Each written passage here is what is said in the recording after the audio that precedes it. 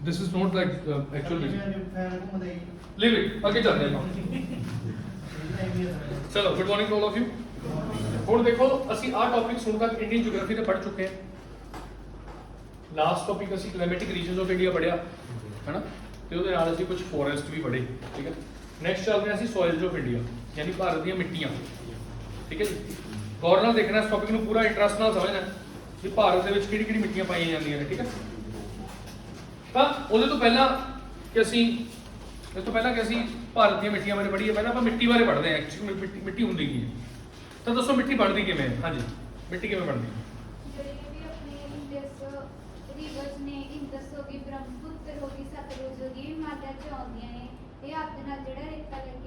ਉਹ ਰੇਤਾ ਉੱਥੇ ਕਿਵੇਂ ਆਉਂਦਾ ਰੇਤਾ ਪਹਾੜਾਂ 'ਚ ਰੇਤਾ ਕਿੱਥੋਂ ਆਇਆ ਪਹਾੜਾਂ ਨੂੰ ਤੋੜਿਆ ਉਹਨਾਂ ਨੇ ਤਾਂ ਐਸਾ ਜਿਹੜੀ ਸੋਇਲ ਹੁੰਦੀ ਹੈ ਉਹਦੀ ਫਾਰਮੇਸ਼ਨ ਬਾਰੇ ਪੜਾਂਗੇ ਹੁਣ ਆਪਾਂ ਉਹਦੀ ਪ੍ਰੋਫਾਈਲ ਬਾਰੇ ਪੜਾਂਗੇ ਜਿਵੇਂ ਸਾਡੀ ਵੀ ਤਾਂ ਫੇਸਬੁੱਕ ਦੀ ਪ੍ਰੋਫਾਈਲ ਹੁੰਦੀ ਹੈ ਨਾ ਅਸੀਂ ਉਹਦੇ 'ਚ ਆਪਣੀ ਸਾਰੀ ਜਾਣਕਾਰੀ ਲਿਖਦੇ ਹਾਂ ਤਾਂ ਸੋਇਲ ਦੀ ਵੀ ਪ੍ਰੋਫਾਈਲ ਹੁੰਦੀ ਹੈ ਤੀਜੇ ਨੰਬਰ ਤੇ ਸੋਇਲ ਇਰੋਜ਼ਨ ਦਾ ਮਤਲਬ ਹੁੰਦਾ ਸੋਇਲ ਦਾ ਟੁੱਟਣਾ ਟੁੱਟ ਕੇ ਸੋਇਲ ਜਿਹੜੀ ਹੈਗੀ ਉਹ ਚੇਂਜ ਹੁੰਦੀ ਰਹਿੰਦੀ ਹੈ ਇਰੋਡ ਹੁੰਦੀ ਰਹਿੰਦੀ ਹੈ ਪੱਥਰ ਟੁੱਟ ਜਾਂਦੇ ਨੇ ਅਕਸਰ ਚਟਾਨਾਂ ਦਾ ਇਰੋਜ਼ਨ ਹੁੰਦਾ ਉਸ ਤੋਂ ਬਾਅਦ ਸੋਇਲ ਸੈਲਿਨਿਟੀ ਠੀਕ ਹੈ ਨਾ ਜਦੋਂ ਅਸੀਂ ਬਹੁਤ ਜ਼ਿਆਦਾ ਇਰੀਗੇਸ਼ਨ ਕਰ ਦਿੰਦੇ ਆ ਤਾਂ ਉਸ ਜਗ੍ਹਾ ਤੇ ਸੋਇਲ ਸੈਲਿਨਿਟੀ ਦਾ ਖਤਰਾ ਹੁੰਦਾ ਓਕੇ ਸੋ ਸਭ ਤੋਂ ਪਹਿਲਾਂ ਅੱਛਾ ਇਸ ਤੋਂ ਬਾਅਦ ਅਸੀਂ ਆ ਵੀ ਪੜਾਂਗੇ ਡੈਜ਼ਰਟੀਫਿਕੇਸ਼ਨ ਕੀ ਕਾਰਨ ਹੈ ਕਿ ਰੇਗਿਸਤਾਨ ਹੋਰ ਵੱਧਦਾ ਜਾ ਰਿਹਾ ਥਾਰ ਮਾਰੂਥਲ ਵੱਧਦਾ ਜਾ ਰਿਹਾ ਇੰਡੀਆ ਦੀ ਸੋਇਲ ਅਤੇ ਇੰਡੀਆ ਦੇ ਵਿੱਚ ਲੈਂਡ ਕਿਸ ਤਰ੍ਹਾਂ ਯੂਜ਼ ਹੁੰਦੀ ਹੈ ਵਗੈਰਾ ਵਗੈਰਾ ਤਾਂ ਸਭ ਤੋਂ ਪਹਿਲਾਂ ਤਾਂ ਸੋਇਲ ਦੇ ਬਰਨ ਦੇ ਆਹ 5 ਕਾਰਨ ਨੇ ਸਭ ਤੋਂ ਪਹਿਲਾ ਕਾਰਨ ਹੈਗਾ ਰੌਕ ਕਿਹੜੇ ਪੱਥਰ ਤੋਂ ਬਣੀ ਹੋਈ ਹੈ ਜਿੱਦਾਂ ਦਾ ਪੱਥਰ ਹੋਊਗਾ ਉਥੋਂ ਦੀ ਸੋਇਲ ਹੋਊਗੀ ਜੇ ਪੱਥਰ ਕਾਲੇ ਰੰਗ ਦਾ ਲਾਵੇ ਤੋਂ ਬਣਿਆ ਹੋਇਆ ਪੱਥਰ ਹੋਊਗਾ ਤਾਂ ਬਲੈਕ ਸੋਇਲ ਬਣੂਗੀ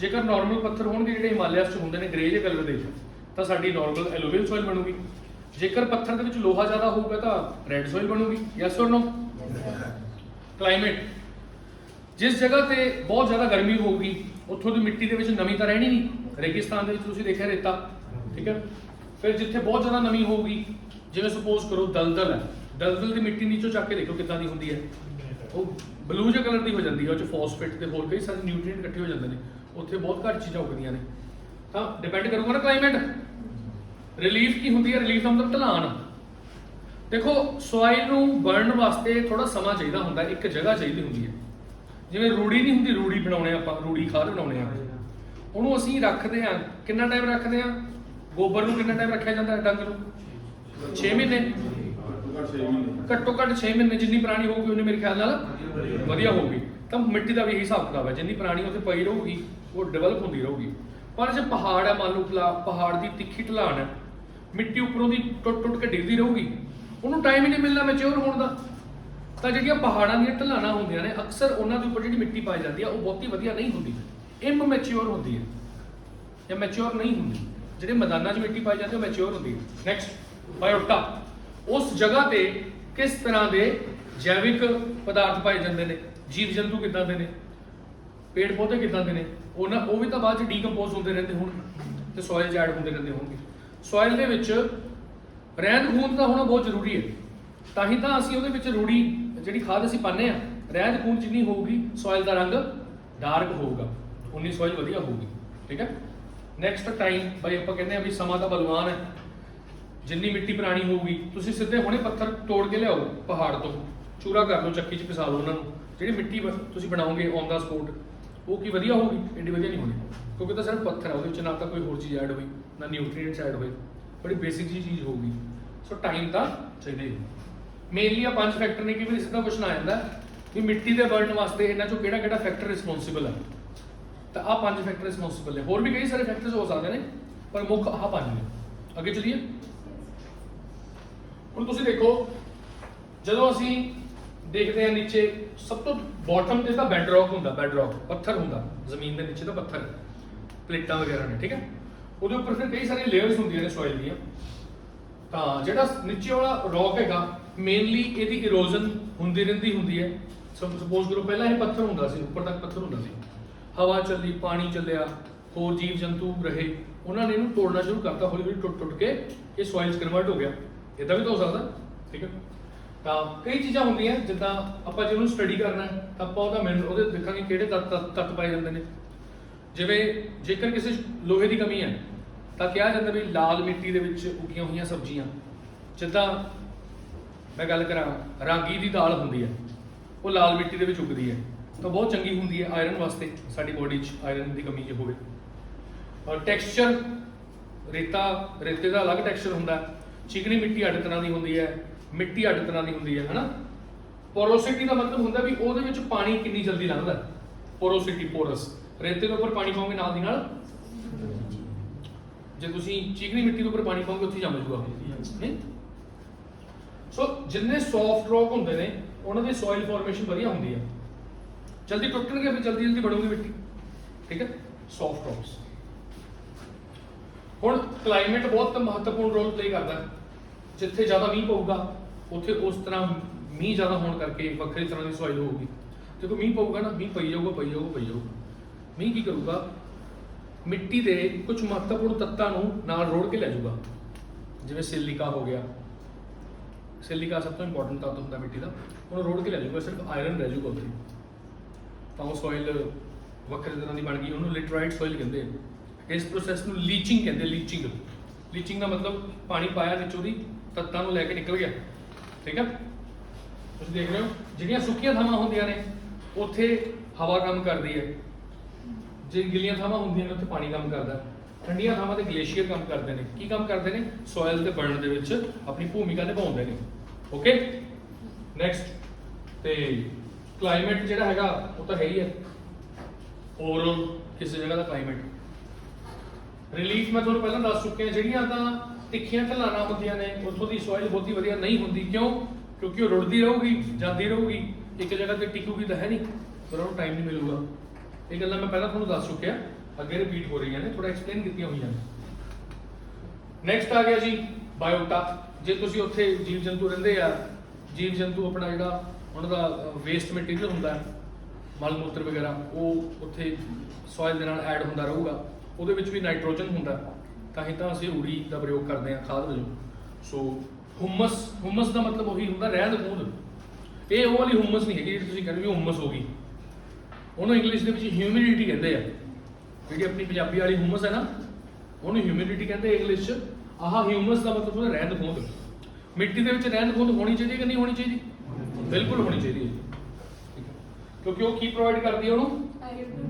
ਨਿਊਟ੍ਰੀਐਂਟਸ, ਯਾਨੀ ਖਣਿਜ, ਮਤਲਬ ਤੱਤ ਦਿੰਦੀ ਹੈ। ਤਿੰਨ ਤੱਤ ਉਪਜਾਊ ਹੋਣਗੇ, ਬਿਲਕੁਲ ਸਹੀ। ਫਿਰ ਟਾਈਮ ਤਾਂ ਬਈ ਹਰ ਚੀਜ਼ ਲਈ ਬਹੁਤ ਇੰਪੋਰਟੈਂਟ ਹੈ, ਟਾਈਮ ਤਾਂ ਲੱਗਦਾ ਹੀ ਹੈ। ਸੋ ਇਹ ਹੈਗਾ। ਹੁਣ ਦੋ ਚੀਜ਼ਾਂ ਨੇ, ਜਦੋਂ ਬਹੁਤ ਜ਼ਿਆਦਾ ਗਰਮੀ ਹੋਊਗੀ ਤਾਂ ਜਿਹੜੀ ਮਿੱਟੀ ਹੈ ਉਹਦੇ ਵਿੱਚ ਦਾ ਜਿਹੜਾ ਪਾਣੀ ਹੈ ਉਹਦਾ ਵਾਸ਼ਪੀਕਰਨ ਹੋਣਾ ਸ਼ੁਰੂ ਹੋ ਜਾਊਗਾ, ਪਾਣੀ ਉੱਪਰ ਉੱਡ ਕੇ ਚਲਾ ਜਾਊਗਾ। ਰਾਜਸਥਾਨ 'ਚ ਇੱਦਾਂ ਹੀ ਹੁੰਦਾ ਹੋਣਾ ਨਾ, ਰੇਗਿਸਤਾਨ ਬਣਦਾ ਹੀ ਇੱਦਾਂ ਹੈ, ਜਿੱਥੇ ਇਵੈਪੋਰੇਸ਼ਨ ਜ਼ਿਆਦਾ ਹੁੰਦੀ ਹੈ ਅਤੇ ਮੀਂਹ ਘੱਟ ਪੈਂਦਾ, ਉੱਥੇ ਰੇਗਿਸਤਾਨ ਬਣ ਜਾਂਦੇ ਨੇ ਸਮੇਂ ਦੇ ਹਿਸਾਬ ਨਾਲ। ਤਾਂ ਇਸ ਪ੍ਰੋਸੈਸ ਨੂੰ ਇੰਗਲਿਸ਼ ਦੇ ਵਿੱਚ ਕੈਪਿਲੈਰਿਟੀ ਕਿਹਾ ਜਾਂਦਾ। ਕੈਪਿਲੈਰਿਟੀ ਦਾ ਮਤਲਬ ਹੁੰਦਾ ਕਿਸੇ ਵੀ ਚੀਜ਼ ਦਾ ਨੀਚੋਂ ਦੀ ਉੱਪਰ ਜਾਣਾ। ਤੁਸੀਂ ਇੱਥੇ ਇੰਡੀਅਨ ਜਿਓਗ੍ਰਾਫੀ ਤੋਂ ਇਲਾਵਾ ਇੰਗਲਿਸ਼ ਵੀ ਸਿੱਖੋਗੇ ਅਤੇ ਹੋਰ ਬਹੁਤ ਸਬਜੈਕਟ ਸਿੱਖੋਗੇ ਨਾਲ ਨਾਲ, ਠੀਕ ਹੈ ਨਾ। ਲਾਲਟੇਨ ਹੁੰਦਾ, ਲਾਲਟੇਨ ਜਾਂ ਆਪਾਂ ਘਰੇ ਜੋਤ ਬਾਲਦੇ ਹਾਂ, ਜਾਂ ਹਨਾ ਮੋਮਬੱਤੀ ਜਾਂ ਜੋਤ ਬਾਲਦੇ ਹਾਂ ਮੰਨ ਲਓ, ਤਾਂ ਤੇਲ ਦੇ ਵਿੱਚ ਡੁੱਬੀ ਹੁੰਦੀ ਹੈ ਜਿਹੜੀ ਉਹਦੀ ਜੋਤ ਦਾ ਨਿਚਲਾ ਹਿੱਸਾ ਹੁੰਦਾ, ਪਰ ਅੱਗ ਉੱਪਰ ਲੱਗ ਰਹੀ ਹੁੰਦੀ। ਦੇਖੋ ਨੀਚੋਂ ਦੀ ਉੱਪਰ ਆਟੋਮੈਟਿਕਲੀ ਤੇਲ ਜਾਂਦਾ। ਇੱਕ ਪੈਨ ਹੁੰਦਾ, ਪਹਿਲਾਂ ਦਵਾਤ ਸਾਈਡ ਦੀ ਦਵਾਤ ਵਾਲਾ ਪੈਨ ਆਉਂਦਾ ਹੁੰਦਾ ਸੀਗਾ, ਹੁਣ ਵੀ ਆਉਂਦਾ, ਫਾਊਂਟੇਨ ਪੈਨ ਕਹਿੰਦੇ ਉਹਨੂੰ। ਜਦੋਂ ਉਹਨੂੰ ਰਿਫਿਲ ਕਰਨਾ ਹੁੰਦਾ ਸੀਗਾ ਤਾਂ ਦਵਾਤ ਦੇ ਵਿੱਚ ਇਦਾਂ ਰੱਖ ਦਿੰਦੇ ਸੀ, ਦੱਬ ਕੇ ਰੱਖ ਦਿੰਦੇ ਸੀ, ਤਾਂ ਆਟੋਮੈਟਿਕਲੀ ਉਹ ਸਾਈ ਨੂੰ ਸੋਖ ਲੈਂਦਾ ਸੀਗਾ, ਹੁੰਦਾ ਸੀ ਨਾ ਇਦਾਂ। ਪੇੜ ਪੌਦੇ ਨੇ ਜਿਹੜੇ, ਉਹ ਪਾਣੀ ਕਿੱਥੋਂ ਲੈਂਦੇ ਨੇ? ਜ਼ਮੀਨ ਚੋਂ ਲੈਂਦੇ ਨੇ। ਪਾਣੀ ਕਿੱਥੇ ਨੀਚੋਂ ਉੱਪਰ ਜਾਂਦਾ ਕਿ ਉੱਪਰ ਨੀਚੇ ਜਾਂਦਾ? ਨੀਚੋਂ। ਜਦੋਂ ਕੋਈ ਚੀਜ਼ ਗ੍ਰੈਵਿਟੀ ਦੇ ਉਲਟ ਕੰਮ ਕਰੇ ਉਹਨੂੰ ਅਸੀਂ ਕੈਪਿਲਰੀ ਐਕਸ਼ਨ ਕਹਿੰਦੇ ਹਾਂ। ਕੈਪਿਲਰੀ ਐਕਸ਼ਨ, ਠੀਕ ਹੈ, ਗ੍ਰੈਵਿਟੀ ਤੋਂ ਉਲਟ ਕੰਮ ਕਰੇ। Okay, upward movement of minerals, ਇਹ ਕਿੱਥੇ ਹੋਊਗਾ? ਜਿੱਥੇ ਗਰਮ ਜਗ੍ਹਾ, ਗਰਮ ਕੰਡੀਸ਼ਨ ਹੋਊਗੀ, ਤਾਂ ਹੀ ਤਾਂ ਪਾਣੀ ਉੱਡੂਗਾ, ਉੱਪਰ ਨੂੰ ਜਾਊਗਾ। ਕੈਪਿਲੈਰਿਟੀ ਇੱਕ ਚੀਜ਼ ਆ ਗਈ। ਦੂਜੀ ਚੀਜ਼ ਆ ਗਈ ਲੀਚਿੰਗ। ਇਹਦੇ ਬਾਰੇ ਮੈਂ ਤੁਹਾਨੂੰ ਦੱਸ ਚੁੱਕਿਆ। ਜਿੱਥੇ ਮੀਂਹ ਜੋ ਬਹੁਤ ਜ਼ਿਆਦਾ ਪੈਂਦਾ, ਸਭ ਤੋਂ ਜ਼ਿਆਦਾ ਮੀਂਹ ਇੰਡੀਆ 'ਚ ਕਿੱਥੇ ਪੈਂਦਾ? ਆਪਾਂ ਕਿਹਾ ਸੀ ਨਾਰਥ ਈਸਟ 'ਚ ਪੈਂਦਾ। ਉੱਥੇ ਜਿਹੜੀ ਮਿੱਟੀ ਪਾਈ ਜਾਂਦੀ ਹੈ, ਮੀਂਹ ਪੈਂਦਾ ਰਹਿੰਦਾ। ਸਿਲਿਕਾ ਜਿਹੜਾ ਹੁੰਦਾ ਉਹ ਹਲਕਾ ਹੁੰਦਾ, ਜਿਹੜਾ ਕੰਚ ਨਹੀਂ ਹੁੰਦਾ, ਕੰਚ ਜਿਹੜਾ, ਇਹ ਸਭ ਸਿਲਿਕਾ ਹੈ, ਠੀਕ ਹੈ। ਇਹਦੇ ਉੱਪਰ ਲਿਖਿਆ ਵੀ ਹੁੰਦਾ, ਦੇਖੋ ਲਿਖਿਆ ਨਾ, ਬੋਰੋਸਿਲਿਕੇਟ। ਸੋ ਕੰਚ ਜਿਹੜਾ ਹੈਗਾ, ਅਸੀਂ ਕੰਚ ਹੋ ਗਿਆ, ਸੋਲਰ ਪੈਨਲ ਹੋ ਗਏ, ਜਿੰਨੇ ਤੁਹਾਡੇ ਇਲੈਕਟ੍ਰੋਨਿਕ ਦੀਆਂ ਆਈਟਮਸ ਨੇ, ਜਿੰਨੇ ਮੋਬਾਈਲ ਫੋਨ ਨੇ, ਲੈਪਟਾਪਸ ਨੇ, ਇਹ ਸਭ ਸਿਲੀਕਨ ਦੇ ਨਾਲ ਬਣੇ ਹੁੰਦੇ ਨੇ chips. Silicon valley of India Bengaluru ਨੂੰ ਕਿਹਾ ਜਾਂਦਾ, ਕਿਉਂਕਿ ਉੱਥੇ ਜ਼ਿਆਦਾਤਰ ਇਹ ਚੀਜ਼ਾਂ ਬਣਦੀਆਂ ਨੇ, ਬੈਂਗਲੁਰੂ ਕਰਨਾਟਕਾ, ਠੀਕ ਹੈ। ਸੋ ਇਹ 'ਚ ਕੀ ਹੋਊਗਾ, ਪਾਣੀ ਜ਼ਿਆਦਾ ਪੈ ਗਿਆ ਤੇ ਉਹ ਜਿਹੜੇ ਹਲਕੇ ਤੱਤ ਨੇ ਉਹਨਾਂ ਨੂੰ ਰੋੜ ਕਿਤੇ ਲੈ ਗਿਆ, ਉਹ ਸਿਲੀਕਨ ਨੂੰ ਤਾਂ ਲੈ ਗਿਆ। ਜਿਹੜੇ ਹੈਵੀ ਤੱਤ ਹੁੰਦੇ ਨੇ ਜਿਵੇਂ ਆਇਰਨ, ਲੋਹਾ, ਉੱਥੇ ਰਹਿ ਜਾਂਦੇ, ਉੱਥੇ ਪਏ ਰਹਿ ਜਾਂਦੇ, ਕਿਉਂਕਿ ਹੈਵੀ ਨੇ ਉਹ ਤਾਂ ਜਲਦੀ ਜਲਦੀ ਜਾਣਗੇ ਨਹੀਂ। ਸੋ ਇਸ ਤਰ੍ਹਾਂ ਇਹਨੂੰ, ਇਸ ਪ੍ਰੋਸੈਸ ਨੂੰ ਲੀਚਿੰਗ ਕਹਿੰਦੇ ਨੇ। ਹੁਣ ਉਹਦੇ 'ਚ ਫਸਲਾਂ ਉਗਾਉਣੀਆਂ ਬਹੁਤ ਮੁਸ਼ਕਿਲ ਨੇ। ਨਾਰਮਲ ਫਸਲਾਂ ਜਿਹੜੀਆਂ ਆਪਾਂ ਉਰੇ ਉਗਾਉਂਦੇ ਆ, ਆਹ ਕਣਕ, ਝੋਨਾ ਵਗੈਰਾ, ਇਹ ਚੀਜ਼ਾਂ ਉੱਥੇ ਨਹੀਂ ਉਗਣੀਆਂ, ਪਰ ਉੱਥੇ ਫਿਰ ਕਣਕ ਉਹ ਉਗ ਜਾਂਦੀ ਹੈ ਤੁਹਾਡੀ ਚਾਹ ਤੇ ਕੌਫੀ, ਕਿਉਂਕਿ ਚਾਹ ਤੇ ਕੌਫੀ ਨੂੰ ਤਾਂ ਸਿੰਪਲ ਜਿਹਾ ਫੰਡਾ ਵੀ ਉਹਦੇ ਪਾਣੀ ਲਗਾਤਾਰ ਨਿਕਲੀ ਜਾਵੇ, ਆਇਰਨ ਰਿਚ ਚਾਹੀਦਾ ਉਹਨਾਂ ਨੂੰ, ਠੀਕ ਹੈ ਨਾ। ਸੋ ਤੁਹਾਨੂੰ ਕੈਪਿਲਰੀ ਤੇ ਲੀਚਿੰਗ ਦਾ ਮਤਲਬ ਸਮਝ ਆ ਗਿਆ। ਕੈਪਿਲਰੀ ਦਾ ਮਤਲਬ ਹੁੰਦਾ ਤੱਤਾਂ ਦਾ ਨੀਚੋਂ ਦੀ ਉੱਪਰ ਆਉਣਾ, ਲੀਚਿੰਗ ਦਾ ਮਤਲਬ ਉੱਪਰੋਂ ਦੀ। ਸਰ ਜਿਹੜਾ ਰੇਤਾ ਹੁੰਦਾ ਜਿਹਨਾਂ ਆਪਾਂ ਘਰ ਬਣਾਉਂਦੇ ਆ, ਜਿਹੜੀ ਚਮਕਣੀ ਚੀਜ਼ ਹੁੰਦੀ ਉਹ ਸਿਲਿਕਾ। ਯੈਸ ਉਹ ਸਿਲਿਕਾ ਹੁੰਦਾ, ਉਹਦੇ ਤੋਂ ਹੀ ਗਲਾਸ ਬਣਦਾ। ਉਹਨੂੰ ਪਿਘਲਾ ਕੇ ਪਹਿਲਾਂ ਹਾਰਡ ਕਰਕੇ ਪਿਘਲਾ ਕੇ ਫਿਰ ਉਹਦਾ ਪ੍ਰੋਸੈਸ ਅਲੱਗ ਹੁੰਦਾ, ਠੀਕ ਹੈ। ਕੰਚ ਵੀ ਬਹੁਤ ਤਰ੍ਹਾਂ ਦਾ ਹੁੰਦਾ, flint glass, crown glass, soda glass. ਜਿਹੜਾ ਨਾਰਮਲ ਆਪਾਂ ਯੂਜ਼ ਕਰਦੇ ਹਾਂ ਸੋਡਾ ਗਲਾਸ ਹੁੰਦਾ, ਮਤਲਬ ਸਭ ਤੋਂ ਹਲਕਾ ਗਲਾਸ ਜਿਹੜਾ ਹੁੰਦਾ ਸੋਡਾ ਗਲਾਸ ਹੁੰਦਾ, ਜਿਹਦੇ ਨਾਲ ਆਪਣੀ ਨਾਰਮਲ ਸ਼ੀਸ਼ੇ ਬਣਦੇ ਕੰਚ। ਹੁਣ ਦੇਖੋ ਜੀ, ਲੀਚਿੰਗ ਮੈਂ ਤੁਹਾਨੂੰ ਦੱਸਿਆ ਲੀਚਿੰਗ ਹੁੰਦੀ ਹੈ। ਲੀਚਿੰਗ ਦਾ ਮਤਲਬ ਕੀ ਸੀਗਾ, ਪਾਣੀ ਪਿਆ, ਠੀਕ ਹੈ। ਹੁਣ ਦੋ ਜਗ੍ਹਾਵਾਂ ਨੇ, ਮੰਨ ਲਓ ਇੱਕ ਥਾਂ ਹੈ ਜਿੱਥੇ ਗਰਮੀ ਹੈ, ਮੀਂਹ ਦੇ ਨਾਲ ਨਾਲ ਗਰਮੀ ਬਹੁਤ ਹੈ, ਇੱਕ ਜਗ੍ਹਾ ਜਿੱਥੇ ਮੀਂਹ ਦੇ ਨਾਲ ਨਾਲ ਠੰਡ ਹੈਗੀ ਹੈ। ਤਾਂ ਇੱਥੇ ਕੀ ਬਣੂ, ਜਿੱਥੇ ਗਰਮੀ ਹੁੰਦੀ ਹੈ ਉੱਥੇ ਬਣਨਗੇ ਲੈਟੋਸੋਲ, ਮਿੱਟੀ ਦੀ ਇੱਕ ਕਿਸਮ ਹੁੰਦੀ ਹੈ, ਇਹਨੂੰ ਲੈਟੋਸੋਲ ਕਹਿੰਦੇ ਆ। ਅਤੇ ਆਹ ਜਿਹੜੀ ਠੰਡੀ ਜਗ੍ਹਾ ਤੇ ਬਣਦੀ ਹੈ ਲੀਚਿੰਗ ਦੇ ਨਾਲ, ਉਹਨੂੰ ਓਡਜ਼ੋਲ ਕਹਿੰਦੇ ਆ। ਇਹ ਸਿਰਫ ਤੁਹਾਨੂੰ ਨਾਮ ਯਾਦ ਰੱਖਣੇ ਨੇ, ਅੱਗੇ ਜਾ ਕੇ ਇਹਨਾਂ ਦੀ ਐਪਲੀਕੇਸ਼ਨ ਆਪਾਂ ਪੜਾਂਗੇ, ਠੀਕ ਹੈ। ਇਹ ਸਭ ਹੈਗੀ ਲੀਚਿੰਗ ਹੀ ਹੈ। ਤਾਂ ਆਪਾਂ ਹੁਣ ਤੱਕ ਕੀ ਪੜ੍ਹ ਲਿਆ, ਕੈਪਿਲਰੀ ਪੜ੍ਹ ਲਿਆ। ਕੈਪਿਲਰੀ ਕੀ ਸੀ, ਉੱਪਰ ਨੂੰ ਜਾਣਾ। ਗਰਮ ਜਗ੍ਹਾਵਾਂ ਜਿਹੜੀਆਂ ਸੁੱਕੀਆਂ ਜਗ੍ਹਾਵਾਂ ਨੇ, ਜਿੱਥੇ ਪਾਣੀ ਹੈ ਹੀ ਨਹੀਂ ਬਿਲਕੁਲ ਵੀ, ਹਵਾ ਚੱਲਦੀ ਹੈ, ਮਿੱਟੀ ਦਾ ਮੋਇਸਚਰ ਲੈ ਕੇ ਉੱਡ ਜਾਂਦੀ ਹੈ। ਲੀਚਿੰਗ ਕੀ ਸੀ, ਬਹੁਤ ਜ਼ਿਆਦਾ ਮੀਂਹ ਪੈ ਰਿਹਾ, ਗਰਮ ਥਾਵਾਂ ਤੇ ਕੀ ਬਣੂ, ਠੰਡੀਆਂ ਥਾਵਾਂ ਤੇ ਕੀ ਬਣੂ। ਆ ਤੀਸਰੀ ਚੀਜ਼ ਮੈਂ ਤੁਹਾਨੂੰ ਪੜ੍ਹਾਈ ਨਹੀਂ ਕਰਦਾ, ਗਲੇਇੰਗ। ਗਲੇਇੰਗ ਦਾ ਮਤਲਬ ਹੁੰਦਾ ਗਲ ਜਾਣਾ, ਗਲਾਂਦ ਸਣਾਂਦ। ਜਿੱਦਾਂ ਜਿਹੜੇ ਦਲਦਲਾਂ ਹੁੰਦੀਆਂ ਨੇ ਉੱਥੇ ਕਿਤੇ ਨਿਕਾਸੀ ਦਾ ਕੋਈ ਜ਼ਰੀਆ ਹੁੰਦਾ ਨਹੀਂ, ਤਾਂ ਪਾਣੀ ਇਕੱਠਾ ਹੋ ਜਾਂਦਾ ਹੈ, ਬਹੁਤ ਸਾਰੇ ਤੱਤ ਇਕੱਠੇ ਹੋ ਕੇ ਉਹ ਜਿਹੜੀ ਮਿੱਟੀ ਹੁੰਦੀ ਆ ਬੜੀ ਖਤਰਨਾਕ ਜਿਹੀ ਹੋ ਜਾਂਦੀ ਹੈ, ਨੀਲੇ ਰੰਗ ਦੀ ਹੋ ਜਾਂਦੀ ਮਿੱਟੀ ਉਹ, ਠੀਕ ਹੈ ਨਾ। ਸੋ ਉਹਦੇ 'ਚ ਕੁਝ ਨਹੀਂ ਉਗਦਾ ਹੈਗਾ, ਮਤਲਬ ਉਹ ਜੰਗਲੀ ਪੇੜ ਪੌਦੇ ਉਗਣਗੇ, ਆਮ ਆਪਣੀਆਂ ਫਸਲਾਂ ਨਹੀਂ ਉਗਣੀਆਂ ਉੱਥੇ। ਤਾਂ ਉਸ ਚੀਜ਼ ਨੂੰ ਕਹਿੰਦੇ ਗਲੇਇੰਗ ਕਹਿੰਦੇ। ਕਲੀਅਰ ਹੋ ਗਏ ਤਿੰਨ ਪੁਆਇੰਟ, ਬੜੀਆਂ ਸਿੰਪਲ ਜਿਹੀਆਂ ਗੱਲਾਂ ਸੀਗੀਆਂ। ਨੈਕਸਟ ਚੱਲਦੇ ਹਾਂ। ਹੁਣ ਕੈਪਿਲੈਰਿਟੀ ਨੇ ਫਿਰ ਸਮਝਾਤਾ, ਦੇਖੋ ਮੈਂ ਤੁਹਾਨੂੰ ਐਕਸਪਲੇਨ ਕਰ ਚੁੱਕਿਆ। ਦੇਖੋ ਕੀ ਹੋ ਰਿਹਾ ਉਸ ਇਮੇਜ ਦੇ ਵਿੱਚ, ਸਭ ਤੋਂ ਨੀਚੇ ਗਰਾਊਂਡ ਵਾਟਰ ਹੈ, ਸਭ ਤੋਂ ਨੀਚੇ ਕੀ ਹੈ, ਗਰਾਊਂਡ ਵਾਟਰ ਹੈਗਾ। ਤੇ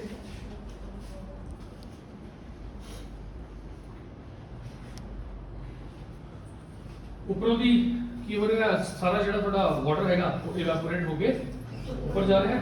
ਕਈ ਵਾਰੀ ਕੀ ਹੁੰਦਾ, ਪ੍ਰੈਸੀਪੀਟੇਸ਼ਨ, ਮੀਂਹ ਵੀ ਪੈ ਜਾਂਦਾ, ਜੇ ਮੀਂਹ ਪੈ ਜਾਓ ਨੀਚੇ ਨੂੰ ਆ ਜਾਓ, ਠੀਕ ਹੈ ਨਾ। ਸੋ ਇਹ ਤਾਂ ਚੱਲਦਾ ਰਹੂਗਾ, ਬੈਲੈਂਸ ਹੈ। ਇਹ ਬਿਲਕੁਲ ਆਬਜੈਕਟਿਵ ਚੀਜ਼ਾਂ ਨਹੀਂ ਹੁੰਦੀਆਂ, ਇਹ ਤਾਂ ਸਬਜੈਕਟਿਵ ਚੀਜ਼ਾਂ ਹੁੰਦੀਆਂ ਨੇ, ਰਿਲੇਟਿਵ ਚੀਜ਼ਾਂ ਹੁੰਦੀਆਂ। ਤਾਂ ਇਸ ਕੇਸ ਦੇ ਵਿੱਚ ਕੀ ਹੁੰਦਾ ਹੈ, ਜਨਰਲੀ ਕੀ ਹੁੰਦਾ ਹੈ, ਜਿਹੜਾ ਪਾਣੀ ਹੁੰਦਾ ਨਾ ਜਦੋਂ ਜ਼ਿਆਦਾ ਇਵੈਪੋਰੇਟ ਹੋ ਜਾਂਦਾ ਉੱਪਰ ਨੂੰ, ਤਾਂ ਜਿਹੜੀ ਮਿੱਟੀ ਹੈ ਉਹ ਸਲਾਈਨ ਹੋ ਜਾਂਦੀ ਹੈ, ਕਿਉਂਕਿ ਜੇ ਪਾਣੀ ਨੀਚੇ ਸੀਗਾ ਤਾਂ ਨਮਕ ਨੂੰ ਆਪਣੇ ਨਾਲ ਸੋਕ ਕੇ ਰੱਖਦਾ ਸੀ ਪਾਣੀ, ਪਰ ਜਦੋਂ ਪਾਣੀ ਉੱਡ ਗਿਆ ਫਿਰ ਨਮਕ ਜਿਹੜਾ ਹੁੰਦਾ ਉਹ ਮਿੱਟੀ ਦੇ ਮੁਕਾਬਲੇ ਘੱਟ ਸੰਘਣਾ ਹੁੰਦਾ, ਤੇ ਘੱਟ ਸੰਘਣੀ ਚੀਜ਼ ਤਾਂ ਫਿਰ ਉੱਪਰ ਆ ਜਾਊਗੀ। ਤੇ ਇਸ ਤਰ੍ਹਾਂ ਫਿਰ ਉਹ ਜਗ੍ਹਾਵਾਂ ਜਿਹੜੀਆਂ ਹੁੰਦੀਆਂ ਨੇ, ਜੇ ਬਹੁਤ ਜ਼ਿਆਦਾ ਇਵੈਪੋਰੇਸ਼ਨ ਹੋ ਜਾਏ ਕਿਸੇ ਜਗ੍ਹਾ ਤੇ, ਤਾਂ ਉਹਦੀਆਂ ਜਿਹੜੀਆਂ ਮਿੱਟੀਆਂ ਹੁੰਦੀਆਂ ਨੇ ਉੱਥੇ ਅਕਸਰ ਸੈਲਿਨਿਟੀ ਪਾਈ ਜਾਂਦੀ ਹੈ। ਸੈਲਿਨਿਟੀ ਦਾ ਮਤਲਬ ਕੀ ਹੁੰਦਾ ਕਿ ਨਮਕ ਉੱਪਰ ਆ ਜਾਂਦਾ ਸਤਹ ਤੇ। ਗੱਲ ਸਮਝ ਆਈ? ਤੇ ਤੁਸੀਂ ਵੈਸੇ ਵੀ ਇਹ ਗੱਲ ਤਾਂ ਦੇਖੀ ਹੋਣੀ, ਜਿਹੜੇ ਸਭ ਤੋਂ ਜ਼ਿਆਦਾ ਨਮਕ ਗੁਜਰਾਤ ਪੈਦਾ ਕਰਦਾ, ਕਿਉਂਕਿ ਸਭ ਤੋਂ ਜ਼ਿਆਦਾ ਤੱਟ ਰੇਖਾ ਗੁਜਰਾਤ ਨਾਲ ਲੱਗਦੀ ਹੈ ਸਾਡੀ। ਤੇ ਜਦੋਂ ਉੱਥੇ ਕੀ ਕਰਦੇ ਆ, ਸਮੁੰਦਰ ਦਾ ਪਾਣੀ ਇੱਕ ਵਾਰੀ ਖੇਤ ਵਿੱਚ ਛੱਡ ਲੈਂਦੇ ਆ, ਜ਼ਮੀਨ ਦੇ ਵਿੱਚ ਛੱਡ ਲੈਂਦੇ, ਵੱਟਾਂ ਬੜੀਆਂ ਹੁੰਦੀਆਂ ਉੱਥੇ, ਫਿਰ ਉਹਨੂੰ ਛੱਡ ਕੇ ਰੱਖ ਦਿੰਦੇ, ਬੰਦ ਕਰਕੇ ਰੱਖ ਦਿੰਦੇ ਉੱਥੇ। ਓਪਨ ਹੁੰਦਾ, ਗਰਮੀ ਬਹੁਤ ਪੈਂਦੀ ਹੈ ਉੱਥੇ, ਧੁੱਪ ਪੈਂਦੀ ਹੈ, ਪਾਣੀ ਸਾਰਾ ਉੱਡ ਜਾਂਦਾ, ਨੀਚੇ ਕੀ ਰਹਿ ਜਾਂਦਾ, ਨਮਕ ਰਹਿ ਜਾਂਦਾ, ਠੀਕ ਹੈ ਜੀ। ਲੀਚਿੰਗ ਮੈਂ ਤੁਹਾਨੂੰ ਦੱਸਤਾ, ਜਿੱਥੇ ਬਹੁਤ ਜ਼ਿਆਦਾ ਰੇਨਫਾਲ ਹੁੰਦੀ ਹੈ ਉੱਥੇ ਨੀਚੇ ਸਿਲਿਕਾ ਜਿਹੜਾ ਹੁੰਦਾ ਉਹ ਚਲਾ ਜਾਂਦਾ, ਰਹਿ ਕੀ ਜਾਂਦਾ ਪਿੱਛੇ, ਅਤੇ ਇਹ ਹੈਵੀ ਹੁੰਦੇ ਨੇ। ਵੈਸੇ ਵੀ ਇਹ ਤੁਹਾਨੂੰ ਪਤਾ ਹੀ ਆ, ਆਇਰਨ ਤੇ ਐਲੂਮੀਨੀਅਮ ਕੀ ਨੇ, ਮੈਟਲਸ ਨੇ, ਠੀਕ ਹੈ। ਇਹ ਐਸਿਡਿਕ ਨੇਚਰ ਦੀਆਂ ਹੁੰਦੀਆਂ ਨੇ, ਠੀਕ ਹੈ। ਤੇ ਰੈਡਿਸ਼ ਕਿਉਂ ਨੇ, ਕਿਉਂਕਿ ਆਇਰਨ ਦਾ ਕਲਰ ਰੈਡ ਹੀ ਹੁੰਦਾ, ਆਇਰਨ ਦਾ ਨੈਚੁਰਲ ਕਲਰ ਰੈੱਡ ਹੁੰਦਾ, ਫੇਰਸ ਆਕਸਾਈਡ ਵਗੈਰਾ ਜਿਹੜਾ, ਠੀਕ ਹੈ। ਅਤੇ ਇਹਦੀ ਐਗਜ਼ਾਮਪਲ ਲੈਟਰੈਟਿਕ ਸੋਇਲ ਹੈ, ਜਿਹੜੀ ਮੈਂ ਤੁਹਾਨੂੰ ਦੱਸਿਆ ਕਿ ਪਹਾੜਾਂ ਦੇ ਵਿੱਚ ਸੋਇਲ ਪਾਈ ਜਾਂਦੀ ਹੈ ਜ਼ਿਆਦਾ ਮੀਂਹ ਪੈਣ ਕਰਕੇ ਨਾਰਥ ਈਸਟ ਵਾਲੀ ਸਾਈਡ ਤੇ, ਜਿੱਥੇ ਚਾਹ ਦੀ ਖੇਤੀ ਹੁੰਦੀ ਹੈ ਉਹ ਲੈਟਰਾਈਟਿਕ ਸੋਇਲ ਹੈ, ਲੈਟਰਾਈਟ ਸੋਇਲ, ਲੈਟਰਾਈਟ। ਓਕੇ, ਠੰਡੀਆਂ ਥਾਵਾਂ ਤੇ ਮੈਂ ਤੁਹਾਨੂੰ ਦੱਸਿਆ ਸੀਗਾ, ਠੰਡੀਆਂ ਥਾਵਾਂ ਤੇ ਪੋਰਟਜ਼ੋਲ ਬਣ ਜਾਂਦੇ ਨੇ, ਤੇ ਇਹ ਵੀ ਕੋਈ ਬਹੁਤੀ ਇੰਨੇ ਵਧੀਆ ਨਹੀਂ ਹੁੰਦੇ, ਇਹਦੇ 'ਚ ਵੀ ਇਦਾਂ ਹੀ ਸੀਗਾ। ਇਹ 'ਚ ਕੀ ਹੋਇਆ, ਕਿਉਂਕਿ ਜ਼ਿਆਦਾ ਉੱਥੇ ਠੰਡੀ ਜਗ੍ਹਾ ਹੈਗੀ ਹੈ, ਜਿਹੜਾ ਆਇਰਨ ਤੇ ਐਲੂਮੀਨੀਅਮ ਹੈ ਇਹ ਨੀਚੇ ਚਲਾ ਜਾਂਦਾ, ਮਤਲਬ ਬਿਲਕੁਲ ਨੀਚੇ ਨਹੀਂ ਆਉਂਦਾ, ਨੀਚੇ ਲੇਅਰ ਚਲਾ ਜਾਂਦਾ, ਅਤੇ ਸਿਲਿਕਾ ਉੱਪਰ ਰਹਿ ਜਾਂਦਾ, ਜਿਹਦੇ ਕਰਕੇ ਕੀ ਹੁੰਦਾ ਉਹ ਐਸਿਡਿਕ ਹੋ ਜਾਂਦੀ ਹੈ। ਗਲੇਇੰਗ ਮੈਂ ਤੁਹਾਨੂੰ ਦੱਸਦਾ, ਗਲੇਇੰਗ ਕਿੱਥੇ ਹੁੰਦੀ ਹੈ, ਦਲਦਲੀ ਇਲਾਕੇ 'ਚ। ਸੋ ਕਲੀਅਰ ਹੋ ਗਿਆ। ਚਲੋ ਆਪਾਂ ਸੋਇਲ ਦੀ ਫਾਰਮੇਸ਼ਨ ਪੜ੍ਹੀ, ਇੱਕ ਵਾਰ ਦੁਬਾਰਾ ਰਿਵਾਈਜ਼ ਕਰਦੇ ਹਾਂ 2 ਮਿੰਟ ਲਾ ਕੇ, ਕਿ ਸੋਇਲ ਕਿੱਦਾਂ ਬਣਦੀ ਹੈ, ਰੌਕਸ ਦੀ ਇਰੋਜ਼ਨ ਦੇ ਨਾਲ। ਬੈਡ ਰੌਕ ਜਿਹੜੇ ਹੁੰਦੇ ਨੇ ਉਹਨਾਂ ਦੀ ਇਰੋਜ਼ਨ ਹੁੰਦੀ ਰਹਿੰਦੀ ਹੈ, ਅਤੇ ਉਹਦੇ ਕਈ ਸਾਰੇ ਫੈਕਟਰ ਸੀਗੇ। ਸਭ ਤੋਂ ਮੇਨ ਕਾਰਨ ਕੀ ਸੀਗਾ ਵੀ ਉਹ ਬੈਡ ਰੌਕ ਕਿੱਦਾਂ ਦਾ, ਉਹਦੀ ਰੌਕ ਦੀ ਕਿਸਮ ਕਿਹੜੀ ਹੈ, ਫਿਰ ਉਹ ਤੋਂ ਬਾਅਦ ਇਰੋਜ਼ਨ ਕਾਹਦੇ ਨਾਲ ਹੋ ਰਿਹਾ ਹੈ, ਫਿਰ ਉਹ ਤੋਂ ਬਾਅਦ ਰਿਲੀਫ ਕਿੱਦਾਂ ਦੀ ਹੈ, ਫਿਰ ਉਹ ਤੋਂ ਬਾਅਦ ਕਲਾਈਮੇਟ ਕਿੱਦਾਂ ਦਾ ਹੈ, ਉਸ ਜਗ੍ਹਾ ਤੇ ਬਾਇਓਟਾ ਕਿੱਦਾਂ ਦਾ ਹੈ, ਅਤੇ ਸਭ ਤੋਂ ਇੰਪੋਰਟੈਂਟ ਕੀ ਸੀਗਾ ਟਾਈਮ। ਫਿਰ ਸੋਇਲ ਜਿਹੜੀ ਹੁੰਦੀ ਹੈ ਉਹ 'ਚ 3 ਪ੍ਰੋਸੈਸ ਮੈਂ ਤੁਹਾਨੂੰ ਦੱਸੇ। ਇੱਕ ਕੈਪੀਲੈਰਿਟੀ ਦੱਸੀ, ਜਦੋਂ ਇਵੈਪੋਰੇਸ਼ਨ ਹੋ ਜਾਂਦੀ ਹੈ, ਜਿਹਨੂੰ ਪੰਜਾਬੀ 'ਚ ਕੀ ਕਹਿੰਦੇ ਇਵੈਪੋਰੇਸ਼ਨ ਨੂੰ, ਵਾਸ਼ਪੀਕਰਨ। ਅਤੇ ਦੂਜੇ ਨੰਬਰ ਤੇ ਲੀਚਿੰਗ ਸੀਗਾ, ਲੀਚਿੰਗ ਨੀਚੇ ਜਾਣਾ। ਲੀਚਿੰਗ 2 ਤਰ੍ਹਾਂ ਸੀ, ਗਰਮ ਥਾਵਾਂ ਤੇ ਤਾਂ ਆਇਰਨ ਉੱਪਰ ਰਹਿ ਜਾਂਦਾ, ਸਿਲਿਕਾ ਨੀਚੇ ਚਲੀ ਜਾਂਦੀ ਹੈ, ਠੰਡੀਆਂ ਥਾਵਾਂ ਤੇ ਉਲਟ ਹੁੰਦਾ ਹਨਾ। ਇੱਕ ਨੂੰ ਆਪਾਂ ਲੈਟੋਸੋਲ ਕਹਿੰਦੇ ਆ ਗਰਮ ਵਾਲੀ ਜਗ੍ਹਾ ਤੇ, ਉਹਨੂੰ ਆਪਾਂ ਪੋਰਟਜ਼ੋਲ ਕਹਿੰਦੇ ਆ। ਅਤੇ ਇੱਕ ਗਲੇਇੰਗ ਪ੍ਰੋਸੈਸ ਸੀਗਾ, ਉਹ 'ਚ ਗਲਣਾ, ਉਹ ਬਹੁਤੀ ਵਧੀਆ ਸੋਇਲ ਨਹੀਂ ਹੁੰਦੀ, ਉਹ 'ਚ ਫਾਸਫੋਰਸ ਬਹੁਤ ਜ਼ਿਆਦਾ ਹੁੰਦੀ ਹੈ, ਬਲੂ ਕਲਰ ਦੀ ਹੋ ਜਾਂਦੀ ਹੈ, ਗ੍ਰੇ ਕਲਰ ਦੀ ਹੋ ਜਾਂਦੀ ਹੈ। ਹੁਣ ਸੋਇਲ ਦੇ ਪ੍ਰੋਫਾਈਲ, ਸੋਇਲ ਕੀ, ਜਿਵੇਂ ਹੁਣ ਜਿੱਦਾਂ ਦੀ ਸੋਇਲ ਆਪਾਂ ਉੱਪਰ ਦੇਖਦੇ ਆ ਕਿ ਨੀਚੇ ਤੱਕ ਸੇਮ ਹੀ ਸੋਇਲ ਹੁੰਦੀ ਹੈ। ਜਦੋਂ ਆਪਾਂ ਬੋਰ ਕਰਾਉਣੇ ਕਿੰਨੇ ਤਰ੍ਹਾਂ ਦੀ ਮਿੱਟੀ ਨਿਕਲਦੀ ਹੈ, ਅਲੱਗ-ਅਲੱਗ ਕਲਰਸ ਦੇ ਵਿੱਚ ਨਿਕਲਦੀ ਹੈ ਨਾ ਮਿੱਟੀ, ਤਾਂ ਉਹੀ ਚੀਜ਼ ਆਪਾਂ ਹੁਣ ਪੜ੍ਹਨ ਜਾ ਰਹੇ ਹਾਂ। ਅਲੱਗ-ਅਲੱਗ ਉਹਦੇ ਹੋਰਾਈਜ਼ਨ ਨੇ, ਹੋਰਾਈਜ਼ਨ ਦਾ ਮਤਲਬ ਹੁੰਦਾ ਉਹਦੇ ਅਲੱਗ-ਅਲੱਗ ਲੇਅਰਸ ਨੇ, ਠੀਕ ਹੈ। ਤੁਸੀਂ ਦੇਖੋ, ਵੈਸੇ ਦੇਖ ਕੇ ਕਲੀਅਰ ਹੋ ਰਿਹਾ, ਸਭ ਤੋਂ ਨੀਚੇ ਤਾਂ ਹੈਗਾ ਬੈਡ ਰੌਕ, ਬੈਡ ਰੌਕ ਮੂਲ ਪੱਥਰ ਜਿਹੜਾ ਨੀਚੇ ਦਾ ਹੋਊਗਾ। ਉਹ ਤੋਂ ਉੱਪਰ ਹੈਗਾ ਪੇਰੈਂਟ ਮਟੀਰੀਅਲ, ਫਿਰ ਉਹ ਤੋਂ ਉੱਪਰ ਹੈਗਾ ਸਬ ਸੋਇਲ, ਫਿਰ ਹੈਗਾ ਐਲੀਵੇਟਿਡ ਜ਼ੋਨ ਹੋਰਾਈਜ਼ਨ, ਫਿਰ ਹੈਗਾ ਟੌਪ ਸੋਇਲ, ਫਿਰ ਹੈਗਾ ਹਿਊਮਸ ਜਾਂ ਆਰਗੈਨਿਕ ਮੈਟਰ। ਜਿਹੜੀਆਂ ਆ ਉੱਪਰਲੀਆਂ 2 ਚੀਜ਼ਾਂ ਨੇ, ਇਹਨਾਂ ਨੂੰ ਤਾਂ ਅਸੀਂ ਚੇਂਜ ਕਰ ਸਕਦੇ ਹਾਂ। ਲੋਕ ਆਪਣੇ ਖੇਤਾਂ 'ਚ ਮਿੱਟੀ ਪਵਾਉਂਦੇ ਆ, ਪਵਾਉਂਦੇ ਦੱਸੋ, ਜਿਨ੍ਹਾਂ ਨੂੰ ਐ ਲੱਗਦਾ ਵੀ ਸਾਡੇ ਖੇਤ ਦੀ ਮਿੱਟੀ ਜਾਂ ਤਾਂ ਹਵਾ ਨਾਲ ਉੱਡ ਗਈ ਹੈ, ਜਾਂ ਫਿਰ ਉਹਨਾਂ ਦਾ ਖੇਤ ਨੀਵਾਂ ਰਹਿ ਗਿਆ, ਪਾਣੀ ਦੀ ਲੌਗਿੰਗ ਦਾ ਖਤਰਾ ਹੁੰਦਾ, ਜਾਂ ਫਿਰ ਉਹਨਾਂ ਦੀ ਮਿੱਟੀ ਦੀ ਕੁਆਲਿਟੀ ਏਡੀ ਵਧੀਆ ਨਹੀਂ ਹੈਗੀ, ਫਿਰ ਉਹ ਕਿਸੇ ਉਪਜਾਊ ਮਿੱਟੀ ਨੂੰ ਲਿਆ ਕੇ ਟਰਾਲੀਆਂ ਦੀ ਥਾਣੀ ਆਪਣੇ ਖੇਤ ਦੇ ਉੱਪਰ ਵੀ ਵਿਛਵਾ ਦਿੰਦੇ ਆ। ਖਰਚਾ ਜ਼ਰੂਰ ਆਉਂਦਾ, ਪਰ ਬਾਅਦ ਦੇ ਵਿੱਚ ਪੈਦਾਵਾਰ ਜ਼ਰੂਰ ਵੱਧ ਜਾਂਦੀ ਹੈ ਫਸਲਾਂ ਦੀ। ਹੁੰਦਾ ਇਦਾਂ, ਕਰਦੇ ਆ ਤੁਹਾਡੇ ਪਿੰਡਾਂ 'ਚ, ਕਰਦੇ ਹੋਣਗੇ। ਸੋ 2 ਚੀਜ਼ਾਂ ਜਿਹੜੀਆਂ ਇੰਪੋਰਟੈਂਟ ਨਹੀਂ ਹੈਗੀਆਂ। ਇਹ ਤੋਂ ਨੀਚੇ ਜਿਹੜਾ EBCR, ਇਹ ਸਭ ਤੋਂ ਇੰਪੋਰਟੈਂਟ ਹੈ, ਠੀਕ ਹੈ। ਤਾਂ ਆਪਾਂ ਇਹਨੂੰ 1 ਬਾਈ 1 ਪੜ੍ਹਦੇ ਹਾਂ। ਤੁਸੀਂ ਦੇਖੋ, O ਦਾ ਮਤਲਬ ਤਾਂ ਹੈਗਾ ਆਰਗੈਨਿਕ ਡਸਟ, ਲਿਟਰ, ਪੇੜ ਪੌਦੇ, ਰਹਿੰਦ ਖੂੰਦ, ਠੀਕ ਹੈ, ਇਹ ਹੋ ਗਿਆ। ਇਹ ਜਿਹੜਾ ਹੈਗਾ, ਇਹ ਹੈਗਾ ਟੌਪ ਸੋਇਲ, ਇਹਦੇ ਵਿੱਚ ਨਿਊਟ੍ਰੀਐਂਟਸ ਹੁੰਦੇ ਨੇ। ਜ਼ਿਆਦਾਤਰ ਤਾਂ ਅਸੀਂ ਅੱਜ ਕੱਲ੍ਹ ਖਾਦਾਂ ਇੰਨੀਆਂ ਪਾ ਦਿੰਦੇ ਆ ਵੀ ਉਹੀ ਨਿਊਟ੍ਰੀਐਂਟਸ ਉਹ 'ਚ ਹੁੰਦੇ ਹੀ ਨੇ, ਯੂਰੀਆ ਵਗੈਰਾ ਜਾਂ ਜੋ ਵੀ ਆਪਾਂ DAP ਵਗੈਰਾ ਪਾਉਂਦੇ ਹਾਂ। E ਦਾ ਮਤਲਬ ਟ੍ਰਾਂਜੀਸ਼ਨ ਜ਼ੋਨ ਹੈਗਾ, ਕੁਝ ਨਹੀਂ ਹੈਗਾ, ਇਹ ਸਿਰਫ ਇਹ ਵੀ ਮਤਲਬ ਨੀਚੇ ਵਾਲੀ ਸੋਇਲ ਦਾ ਹੀ ਰੂਪ ਹੈ, ਪਰ ਇਹ ਉੱਪਰ ਵਾਲੀ ਨਾਲ ਮਿਕਸ ਹੋ ਚੁੱਕਿਆ, ਟ੍ਰਾਂਜੀਸ਼ਨ। ਫਿਰ ਨੀਚੇ ਆ ਗਈ ਸਬ ਸੋਇਲ, ਇਹ ਸੋਇਲ ਹਜੇ ਇਹਦੇ ਤੋਂ ਹੀ ਬਣ ਕੇ ਹੌਲੀ ਹੌਲੀ ਬਣ ਰਹੀ ਹੈ, ਇਰੋਜ਼ਨ ਹੋ ਰਿਹਾ ਹੋਗਾ ਨਾ, ਨੀਚੋਂ ਦੀ ਬਣ ਰਹੀ ਹੈ। ਅਤੇ ਸੀ ਦਾ ਮਤਲਬ ਹੈਗਾ ਵੈਦਰਡ ਰੌਕ ਮਟੀਰੀਅਲ, ਇਹਦੀ ਵੈਦਰਿੰਗ ਹੋ ਚੁੱਕੀ ਹੈ। ਵੈਦਰਿੰਗ ਦਾ ਮਤਲਬ ਟੁੱਟਣਾ ਹੀ ਹੁੰਦਾ, ਚਟਾਨ ਦਾ ਟੁੱਟਣਾ। ਅਤੇ ਨੀਚੇ ਹੈਗਾ ਸੀ ਬੈਡ ਰੌਕ। ਉਹ ਕਹਿੰਦਾ O ਅਤੇ R ਨੇ ਜਿਹੜੇ, ਉਹ ਫੰਕਸ਼ਨਲ ਸੋਇਲ ਨਹੀਂ ਹੈਗੇ, they are note the part of functional soil. ਹੁਣ ਸਾਡੇ ਲਈ ਤਾਂ ਇਹੀ ਫੰਕਸ਼ਨਲ ਨੇ, ਅਸੀਂ ਕਿਹੜਾ ਨੀਚੇ ਤੱਕ ਜਾਂਦੇ ਆ, ਪਰ ਉਹ ਵੈਸੇ ਸੋਇਲ ਦੇ ਬਰਨ ਦੇ ਹਿਸਾਬ ਨਾਲ ਕਹਿ ਰਿਹਾ, ਇਹ ਤਾਂ ਐਂਡ ਪ੍ਰੋਡਕਟ ਹੈ। ਸੋ ਜਦੋਂ ਸੋਇਲ ਦਾ ਇਰੋਜ਼ਨ ਹੁੰਦਾ, ਹਵਾ ਚੱਲੀ ਮੰਨ ਲਓ, ਜਾਂ ਕਿਤੇ ਹੜ੍ਹ ਆ ਗਏ, ਆਉਂਦੇ ਆ ਨਾ, ਤਾਂ ਉੱਪਰਲੀ ਮਿੱਟੀ ਨੂੰ ਰੋੜ ਕੇ ਲੈ ਜਾਂਦੇ ਹੋਣਗੇ ਉਹ, ਤਾਂ ਫਿਰ ਉਹਦਾ ਇਰੋਜ਼ਨ ਹੋ ਜਾਂਦਾ। ਪਰ ਜਿਹੜਾ ਸਬ ਸੋਇਲ ਹੈਗਾ, ਇੱਥੇ ਤੱਕ ਪਲਾਂਟਸ ਨਹੀਂ ਪਹੁੰਚਦੇ, ਕਿਉਂਕਿ ਇੱਥੇ ਫਿਰ ਪੱਥਰ ਵਗੈਰਾ ਕਾਫੀ ਹੁੰਦੇ ਨੇ, ਤੇ ਇੱਥੇ ਤੱਕ ਪਲਾਂਟਸ ਬਹੁਤ ਘੱਟ ਪਹੁੰਚਦੇ, ਇਹਨਾਂ ਦੀ ਜੜ੍ਹਾਂ ਨਹੀਂ ਪਹੁੰਚਦੀ। ਕਈ ਵਾਰੀ ਇੰਨਾ ਜ਼ਿਆਦਾ ਸੋਇਲ ਇਰੋਜ਼ਨ ਹੋ ਜਾਂਦਾ, ਉਹ ਕਹਿੰਦਾ B ਤੱਕ ਪਹੁੰਚ ਜਾਂਦਾ ਇਰੋਜ਼ਨ। ਹੁੰਦਾ ਹੋਊਗਾ ਜਿੱਥੇ ਬਹੁਤ ਤੇਜ਼ ਹਵਾ ਚੱਲਦੀ। ਦੁਬਾਰਾ ਲੀਚਿੰਗ ਅਤੇ ਕੈਪੀਲੈਰਿਟੀ 'ਚ ਫਰਕ ਸਮਝਾਤਾ ਹੋਣਾ ਤੁਹਾਨੂੰ, ਮੈਂ ਤੁਹਾਨੂੰ ਦੱਸ ਚੁੱਕਿਆ ਲੀਚਿੰਗ ਤੇ ਕੈਪੀਲੈਰਿਟੀ 'ਚ ਫਰਕ। ਦੱਸੋ ਲੀਚਿੰਗ ਦੇ ਵਿੱਚ ਕੀ ਸੀ, ਕੈਪੀਲੈਰਿਟੀ 'ਚ ਕੀ ਸੀ? ਹੁਣ ਇਹ ਗੱਲ ਸਮਝੋ ਇਹ ਕੀ ਕਹਿ ਰਿਹਾ ਹੈ।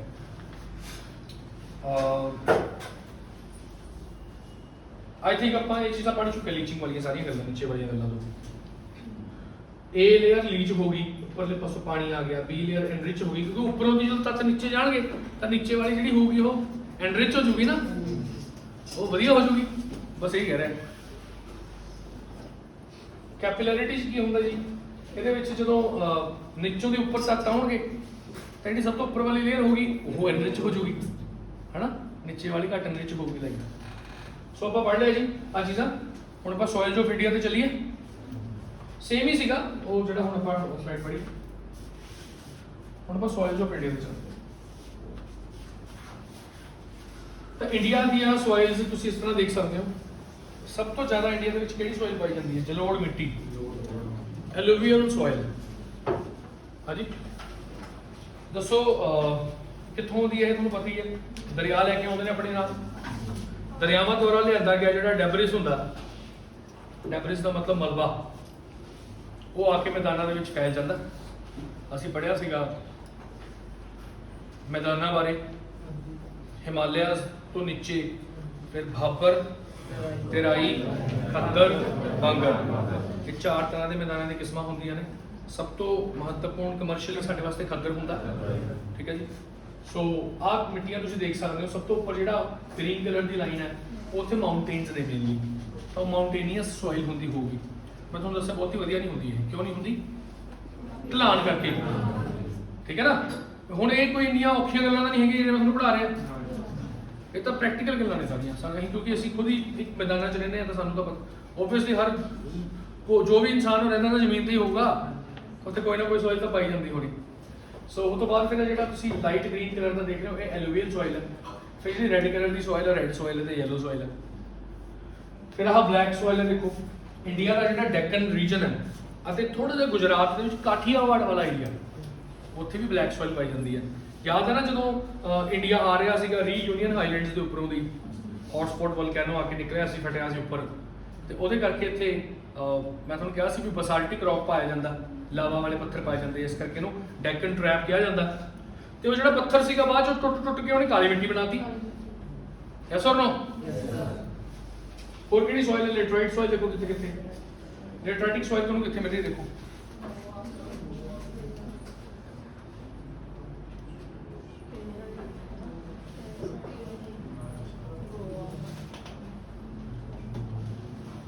ਲੈਟਰਾਈਟਿਕ ਸੋਇਲ ਜਿਹੜੀ ਹੈਗੀ ਹੈ ਪੈਚਿਸ ਦੇ ਵਿੱਚ ਪਾਈ ਜਾਂਦੀ ਹੈ, ਪੈਚਿਸ ਦੇ ਵਿੱਚ। ਆਹ ਵਾਲੀ ਸੋਇਲ ਕਹਿ ਰਿਹਾ ਤੁਹਾਨੂੰ। ਦੇਖੋ ਇੱਥੇ ਹੈਗੀ ਹੈ ਨਾ ਅਸਾਮ ਵਾਲੇ ਪਾਸੇ, ਇੱਥੇ ਹੈਗੀ ਉੜੀਸਾ, ਵੈਸਟ ਬੰਗਾਲ, ਵੈਸਟਰਨ ਘਾਟਸ ਦੇ ਵਿੱਚ ਵੀ ਹੈਗੀ ਹੈ, ਇੱਧਰ ਵੀ ਹੈਗੀ ਹੈ, ਥੋੜੀ ਬਹੁਤ ਕੇਰਲਾ 'ਚ ਵੀ ਹੈਗੀ ਹੈ। ਤਾਂ ਹੀ ਤਾਂ ਕੇਰਲਾ 'ਚ ਹੁੰਦੀ ਹੈ ਖੇਤੀ ਫਿਰ ਕਾਫੀ ਦੀ, ਤੇ ਕਰਨਾਟਕਾ 'ਚ ਵੀ ਹੁੰਦੀ ਹੈ, ਇੱਧਰ ਵੀ ਹੁੰਦੀ ਹੈ, ਇੱਧਰ ਵੀ ਹੋ ਸਕਦੀ ਹੈ, ਠੀਕ ਹੈ। ਤੇ ਆਹ ਜਿਹੜਾ ਦੇਖੋ ਲੈਟਰਾਈਟ ਸੋਇਲ ਥੋੜੀ ਬਹੁਤ ਇੱਥੇ ਪੈਚਿਸ 'ਚ ਵੀ ਹੈਗੀ ਹੈ, ਗੁਜਰਾਤ ਰਾਜਸਥਾਨ 'ਚ ਹੈਗੀ ਹੈ, ਠੀਕ ਹੈ ਜੀ। ਸੋ ਇਹ ਹੈਗੀ ਸੀ ਲੈਟਰਾਈਟਿਕ। ਤੇ ਲਾਸਟ ਤੇ ਐਰਿਡ ਸੋਇਲ। ਆਹ ਐਰਿਡ ਹੈ। ਐਰਿਡ ਦਾ ਮਤਲਬ ਕੀ ਹੈ? ਹਾਂ, ਪੰਜਾਬ ਦਾ ਬਾਰਡਰ, ਜਿੱਥੇ ਇਵੈਪੋਰੇਸ਼ਨ ਬਹੁਤ ਜ਼ਿਆਦਾ ਹੁੰਦੀ ਹੈ, ਫਿਰ ਉਹ ਸੋਇਲ ਜਿਹੜੀ ਹੁੰਦੀ ਹੈ ਉਹ ਰੇਗਿਸਤਾਨੀ ਸੋਇਲ ਬਣ ਜਾਂਦੀ ਹੈ। ਮਤਲਬ ਚਲੋ ਤਾਂ 8 ਤਰੀਕੇ ਨਾਲ ਆਪਾਂ ਸੋਇਲ ਨੂੰ ਵੰਡਿਆ ਹੋਇਆ ਇੰਡੀਆ ਦੀ ਸੋਇਲਸ ਨੂੰ, 8 ਚ ਡਿਵਾਈਡ ਕੀਤਾ ਹੋਇਆ। ਐਲੂਵੀਅਲ ਸੋਇਲ ਜਲੋੜ ਮਿੱਟੀ, ਰੈੱਡ ਸੋਇਲ ਲਾਲ ਮਿੱਟੀ, ਬਲੈਕ ਸੋਇਲ ਕਾਲੀ ਮਿੱਟੀ, ਲੈਟਰਾਈਟ ਨੂੰ ਲੈਟਰਾਈਟ ਸੋਇਲ ਹੀ ਕਹਿੰਦੇ ਆ, ਮਾਊਂਟੇਨੀਅਸ ਸੋਇਲ, ਡੈਜ਼ਰਟ ਅਤੇ ਸਲਾਈਨ ਐਲਕੇਲਾਈਨ। ਸਲਾਈਨ ਦਾ ਮਤਲਬ ਹੈ ਵੀ ਜਿੱਥੇ ਪਾਣੀ ਬਹੁਤ ਜ਼ਿਆਦਾ ਕੱਢ ਲਿਆ ਸੀ, ਹੁਣ ਫਿਰ ਰੰਗ ਉੱਤੇ ਆ ਗਿਆ, ਜਾਂ ਮੰਨ ਲਓ ਸਮੁੰਦਰ ਤੋਂ ਆ ਰਿਹਾ ਪਾਣੀ, ਉਹਦਾ ਰੰਗ ਕਿੱਥੇ ਆ ਕੇ ਐਡ ਹੋ ਰਿਹਾ, ਕਈ ਰੀਜ਼ਨ ਹੋ ਸਕਦੇ ਨੇ, ਠੀਕ ਹੈ। ਚਲੋ ਇੱਕ ਹੋਰ ਹੈਗੀ ਦੇਖੋ ਮੈਂਗਰੋਵ ਸੋਇਲ। ਜਿਹੜੇ ਸੁੰਦਰਬਨ ਜਾਂ ਮੈਂਗਰੋਵ ਇੱਕ ਖਾਸ ਤਰ੍ਹਾਂ ਦੇ ਦਰਖਤ ਹੁੰਦੇ ਨੇ। ਪਿੱਛੇ ਜੇ ਕਪਿਲ ਸ਼ਰਮਾ ਜਿਹੜਾ ਕਾਮੇਡੀਅਨ ਹੈ, ਉਹਨੇ ਮੁੰਬਈ ਦੇ ਵਿੱਚ ਇੱਕ ਪਲਾਟ ਖਰੀਦਿਆ। ਉੱਥੇ ਪਲਾਟ ਇਹਨੇ ਖਰੀਦ ਤਾਂ ਲਿਆ, ਚਲੋ ਜਿਵੇਂ ਮਰਜ਼ੀ, ਤੋਂ ਬਾਅਦ ਉੱਥੇ ਇਹਨੇ ਆਪਣਾ ਘਰ ਬਣਾਉਣਾ ਸ਼ੁਰੂ ਕਰਨਾ ਸੀਗਾ, ਫਿਰ ਸਾਫ਼ ਸਫਾਈ ਕਰਨੀ ਪੈਂਦੀ ਹੈ ਉੱਥੇ, ਸਮੁੰਦਰ ਦੇ ਨਾਲ ਲੱਗਦਾ ਸੀਗਾ ਉਹ ਪਲਾਟ। ਪਰ ਉਹਨੇ ਮੈਂਗਰੋਵ, ਉੱਥੇ ਦਰਖਤ ਸੀਗੇ ਉਹ ਮੈਂਗਰੋਵ ਸੀਗੇ, ਇੱਦਾਂ ਹੀ ਦੇਖਣ 'ਚ ਲੱਗਦਾ ਨੋਰਮਲ ਜਿਹੇ ਦਰਖਤ, ਤੇ ਇਹਨੇ ਕਟਾਤੇ। ਉਹ ਕਹਿੰਦਾ ਕੱਟ ਕੇ ਇਹਨੂੰ ਸਿੱਟੋ ਬਾਹਰ ਤੇ ਇੱਥੇ ਮੇਰਾ ਬੰਗਲਾ ਬਣਾਉਣਾ ਸ਼ੁਰੂ ਕਰੋ। ਮਤਲਬ ਇੱਦਾਂ ਮੈਂ ਕਿਤੇ ਪੜ੍ਹਿਆ ਸੀਗਾ, ਤੇ ਮੈਂ ਸੁਣਿਆ ਕਿ ਫਿਰ ਉਹਨਾਂ ਨੂੰ ਨੋਟਿਸ ਆ ਗਿਆ ਸੀਗਾ ਕਿ ਤੁਸੀਂ ਇਹ ਗਲਤ ਕੀਤਾ। ਫਿਰ ਉਹਨਾਂ ਨੇ ਕੁਝ ਇਹਦਾ ਜਾਂ ਤਾਂ ਜੁਰਮਾਨਾ ਭਰਿਆ ਹੋਣਾ ਜਾਂ ਕਿਸੇ ਹੋਰ ਜਗ੍ਹਾ ਤੇ ਮੈਂਗਰੋਵਸ ਦੀ ਪਲਾਂਟੇਸ਼ਨ ਕੀਤੀ ਹੋਣੀ। तो सरकार अक्सर इन्हां चीज़ों को लैके बहुत सख्त रवैया रखती है, ठीक है। तो अगे चलते हैं, मैंग्रोव फॉरेस्ट का फायदा की है, सरकार को क्यों इन्ने प्यारे लगते हैं? क्योंकि समुंदर वालों जो लहरां होंदियां ने कदे कदे सुनामी का रूप भी लै लैंदियां ने, तो जो मैंग्रोव होंगे ने ये उन्होंने स्पीड को स्लो करते हैं, जाके वजदियां ने ना जो तुसीं देखिया मुंबई के जूहू बीच वगैरह के उपर ट्राईपॉड जो रखे होंगे पत्थर से बना के, वो ट्राईपॉड या होर कई नाम होंगे ने वो क्वाड्रापोड, वो भी यही काम करते हैं। जो पानी दी वछ एकदम आती है तो वो स्पीड को स्लो कर देंगे, जो किनारा होंगे फिर वो खुर नूं बच जाता, क्योंकि जो पानी पई जाऊगा तो किनारे को खोरी जाऊगा, वो बिल्डिंग्स तक पहुँच जूगा फिर, तो ये चीज़ें जरूरी होंगी। मैंग्रोव नैचुरल वो काम कर। हुण एलूवियल सॉइल देखो, तुसीं जिहड़ा देख रहे हो आह ये एलूवियल फैन है, पिछे पहाड़ ने, पहाड़ों में नदी आ रही है और अपने नाल मिट्टी लेके, एक दिन च नहीं होया होना इदा, कई 100 साल लगे होने या कई साल तो लग ही गए, ठीक है, तो चेंज होता रहता। सो डिपोजिशन ऑफ रिवर्स सब तो ज़्यादा फर्टाइल मिट्टी होंगी है, क्योंकि कितना आउंदी है ये रुड़ के नाल अपने न्यूट्रीएंट्स लैंदी आती है। फिर ऑर्गैनिक मटीरियल चंगा होंदा है, क्योंकि रस्ते च किन्ने तरह के पेड़ पौधे जीव जंतु मरे पे होंगे होंगे, वो ऐड होंगे पे, माइक्रो न्यूट्रीएंट्स बहुत होंगे ने। वैल ड्रेनड, बई जो तुसी इन्हां च पानी पाने तो ड्रेन हो जाता प्रॉपरली, कोई वो नहीं है भी जमदा रुकदा नहीं है पानी दे विच। ते फास्फोरस की कमी होंदी है, पर साडियां जिन्नियां भी मिट्टियां ने उन्हां दे विच नाइट्रोजन फास्फोरस ते पोटैशियम की कमी होंदी है ज़्यादातर, तां ही असीं NPK पाउने आ ना। NPK पाउने तुसीं NPK यूरिया किन्ने दा हैगा? 50 किलो का बोरा यूरिया का, वो सबसिडाइज रेट है, क्योंकि गवर्नमेंट ने इसका पता है कि फार्मर ज़्यादा महंगा उन्होंने अफोर्ड नहीं कर पाऊगा, इस करके शुरू तो ही अज तो नहीं ये सिंस इंडिपेंडेंस ये चीज़ सबसिडाइज रेट से चल रही है, क्योंकि फूड सिक्योरिटी बहुत इंपॉर्टेंट है। साडे देश का जब तक ढिड नहीं भरिया होगा उद तक वो टैक्नोलॉजी तो इनोवेशन की गल्लां किवें कर सकदा, ठीक है ना जी। सो एलूवियल सॉइल मेनली कित्थे पाई जाती है? तुहानूं उत्तरी मैदानां 'च पाई जाती है, गुजरात तो लैके इधरले पासे तुसीं अपना ब्रह्मपुत्रा के प्लेन्स ने जिहड़े असम के, इत्थे तक तुहानूं मिलूगी ये मिट्टी। मैदानां बारे पढ़िया सी ना आपां ने। सो फर्टिलिटी चंगी होंदी है, बाकी टैक्नोलॉजिकल एडवांसमेंट्स इन्नियां हो गई कि अजकल तो आपां प्रोडक्शन बहुत ज़्यादा वधा ली। मैं कितने पढ़ रहा सी भी ग्रीन रेवोल्यूशन करके जो हरी क्रांति आई सी, तो साडी जिहड़ी फूड ग्रेन की प्रोडक्शन है वो करीबन 175% वध गई सी। मतलब जी असी 100 किलो पैदा कर रहे थे तो हम असी 275 पैदा कर रहे थे। नैक्सट देखो, तो कहते असी आने वाले टाइम से दोबारा हरी क्रांति लेके आना चाहते हैं। हरी क्रांति 1966 आई सी, 1966 दे विच हरी क्रांति साडे देश आई।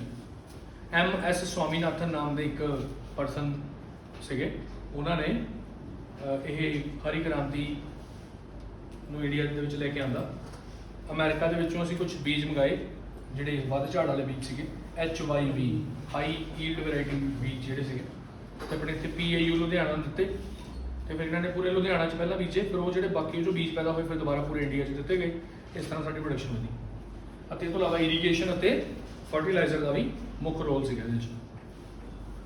सो राजस्थान के डिजर्टिफिकेशन बहुत ज़्यादा है, पानी की सीपेज हो जाती है, पर जो उत्थे असीं इंदिरा गांधी कैनाल बनाती, जेकर असीं उत्थे प्रॉपर वाटर दईए मतलब उन्होंने मिट्टी नूं, तो फिर उत्थे खेती की जा सकती है। तो एलूवियल सॉइल क्लीयर हो गया। साडे इंडिया के लगभग 40 तो भी ज़्यादा % हिस्से के विच एलूवियल सॉइल पाई जाती है। Approximately 44% area of India is covered by alluvial soil, ठीक है।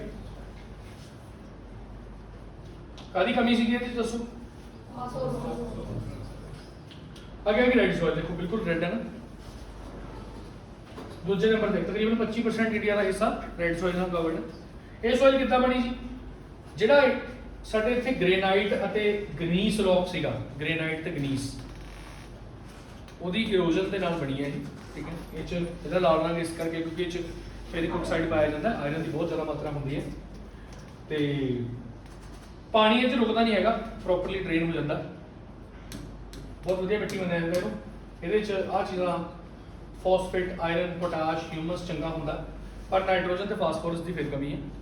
ਠੀਕ ਹੈ, ਤੇ ਸਭ ਤੋਂ ਜ਼ਿਆਦਾ ਫਸਲਾਂ ਇਹ 'ਚ ਬੀਜੀਆਂ ਜਾਂਦੀਆਂ, ਇਹ 'ਚ ਕਣਕ, ਝੋਨੇ ਤੋਂ ਲੈ ਕੇ ਗੰਨਾ ਅਤੇ ਜਿਹੜੀਆਂ ਕੈਸ਼ ਕ੍ਰੌਪਸ ਹੁੰਦੀਆਂ ਤੰਬਾਕੂ ਵਗੈਰਾ ਉਹ ਵੀ ਬੀਜ ਸਕਦੇ ਹਾਂ। ਠੀਕ ਹੈ, ਸਭ ਤੋਂ ਜ਼ਿਆਦਾ ਤੰਬਾਕੂ ਕਿਹੜੀ ਸਟੇਟ ਪੈਦਾ ਕਰਦੀ ਹੈ? ਬਿਲਕੁਲ ਸਹੀ, ਗੁਜਰਾਤ। ਤੰਬਾਕੂ ਪਹਿਲਾਂ ਪੀਣ ਵਾਸਤੇ ਨਹੀਂ ਹੁੰਦਾ, ਤੰਬਾਕੂ ਦਾ ਪ੍ਰਯੋਗ ਐਗਰੀਕਲਚਰ ਦੇ ਵਿੱਚ ਵੀ ਹੁੰਦਾ, ਫਰਟੀਲਾਈਜ਼ਰ ਬਣਾਉਣ ਦੇ ਤੌਰ ਤੇ ਅਤੇ ਕੀਟਨਾਸ਼ਕਾਂ ਦੇ ਵਿੱਚ ਹੁੰਦਾ ਤੰਬਾਕੂ ਦਾ ਪ੍ਰਯੋਗ। ਠੀਕ ਹੈ ਜੀ,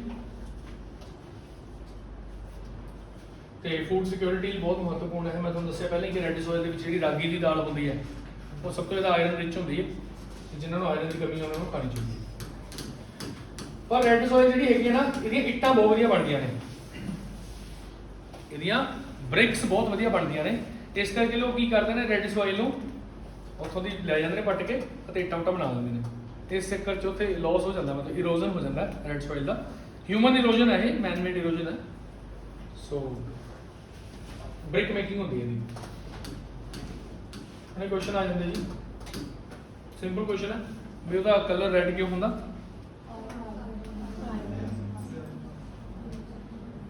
presence of ferric oxide. Third number ਤੇ ਹੈ ਕਿ ਬਲੈਕ ਸੋਇਲ। ਸਾਡੇ ਇੰਡੀਆ ਦਾ ਤਕਰੀਬਨ 15% ਹਿੱਸਾ ਬਲੈਕ ਸੋਇਲ ਨਾਲ ਕਵਰਡ ਹੈ।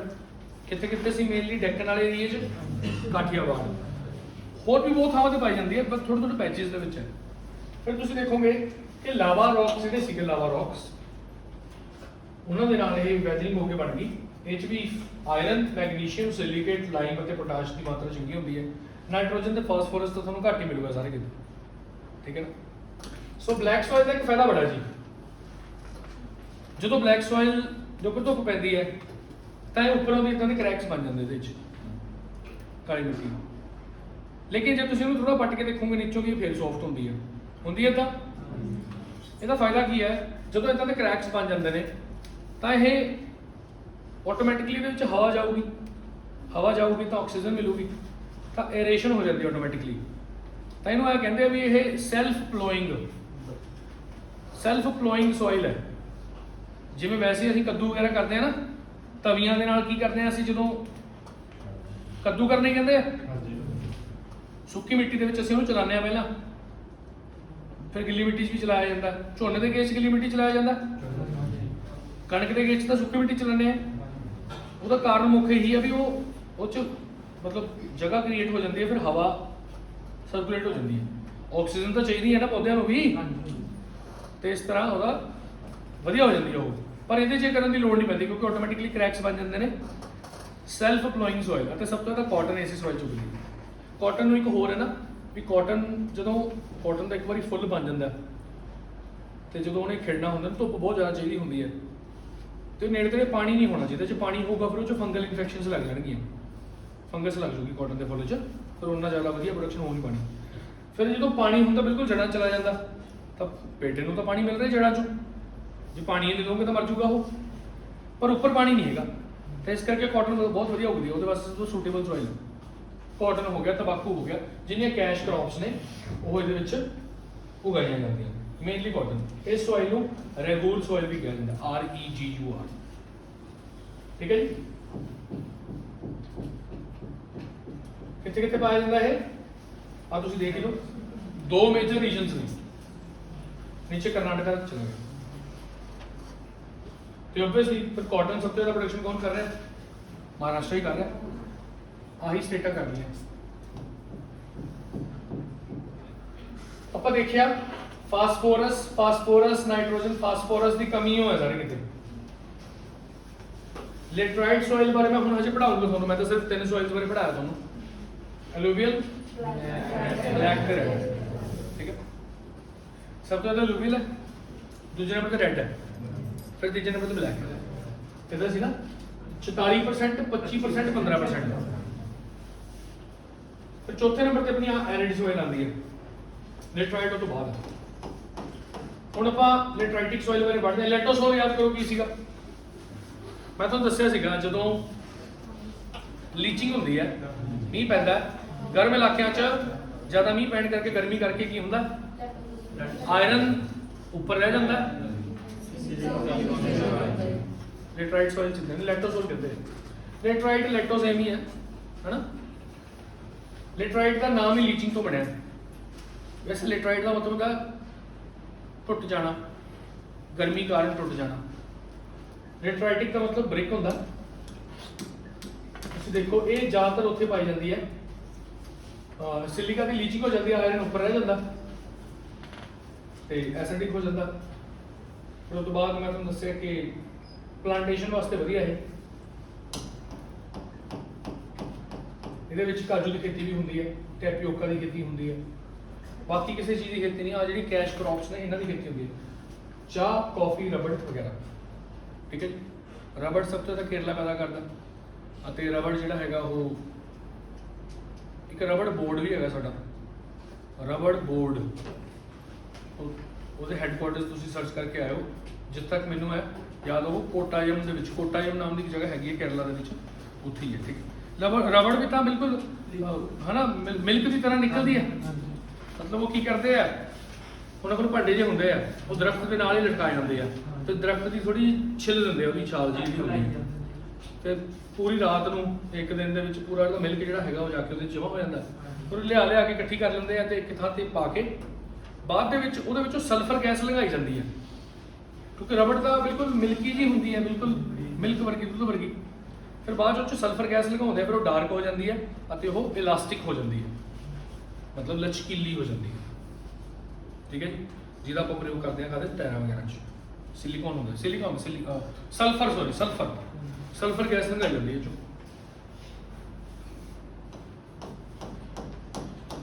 ਸਾਇੰਸ ਦਾ ਕੁਐਸਚਨ ਹੁੰਦਾ ਵੀ ਰਬੜ ਜ਼ਿਆਦਾ ਲਚਕੀਲੀ ਹੁੰਦੀ ਹੈ ਜਾਂ ਲੋਹਾ?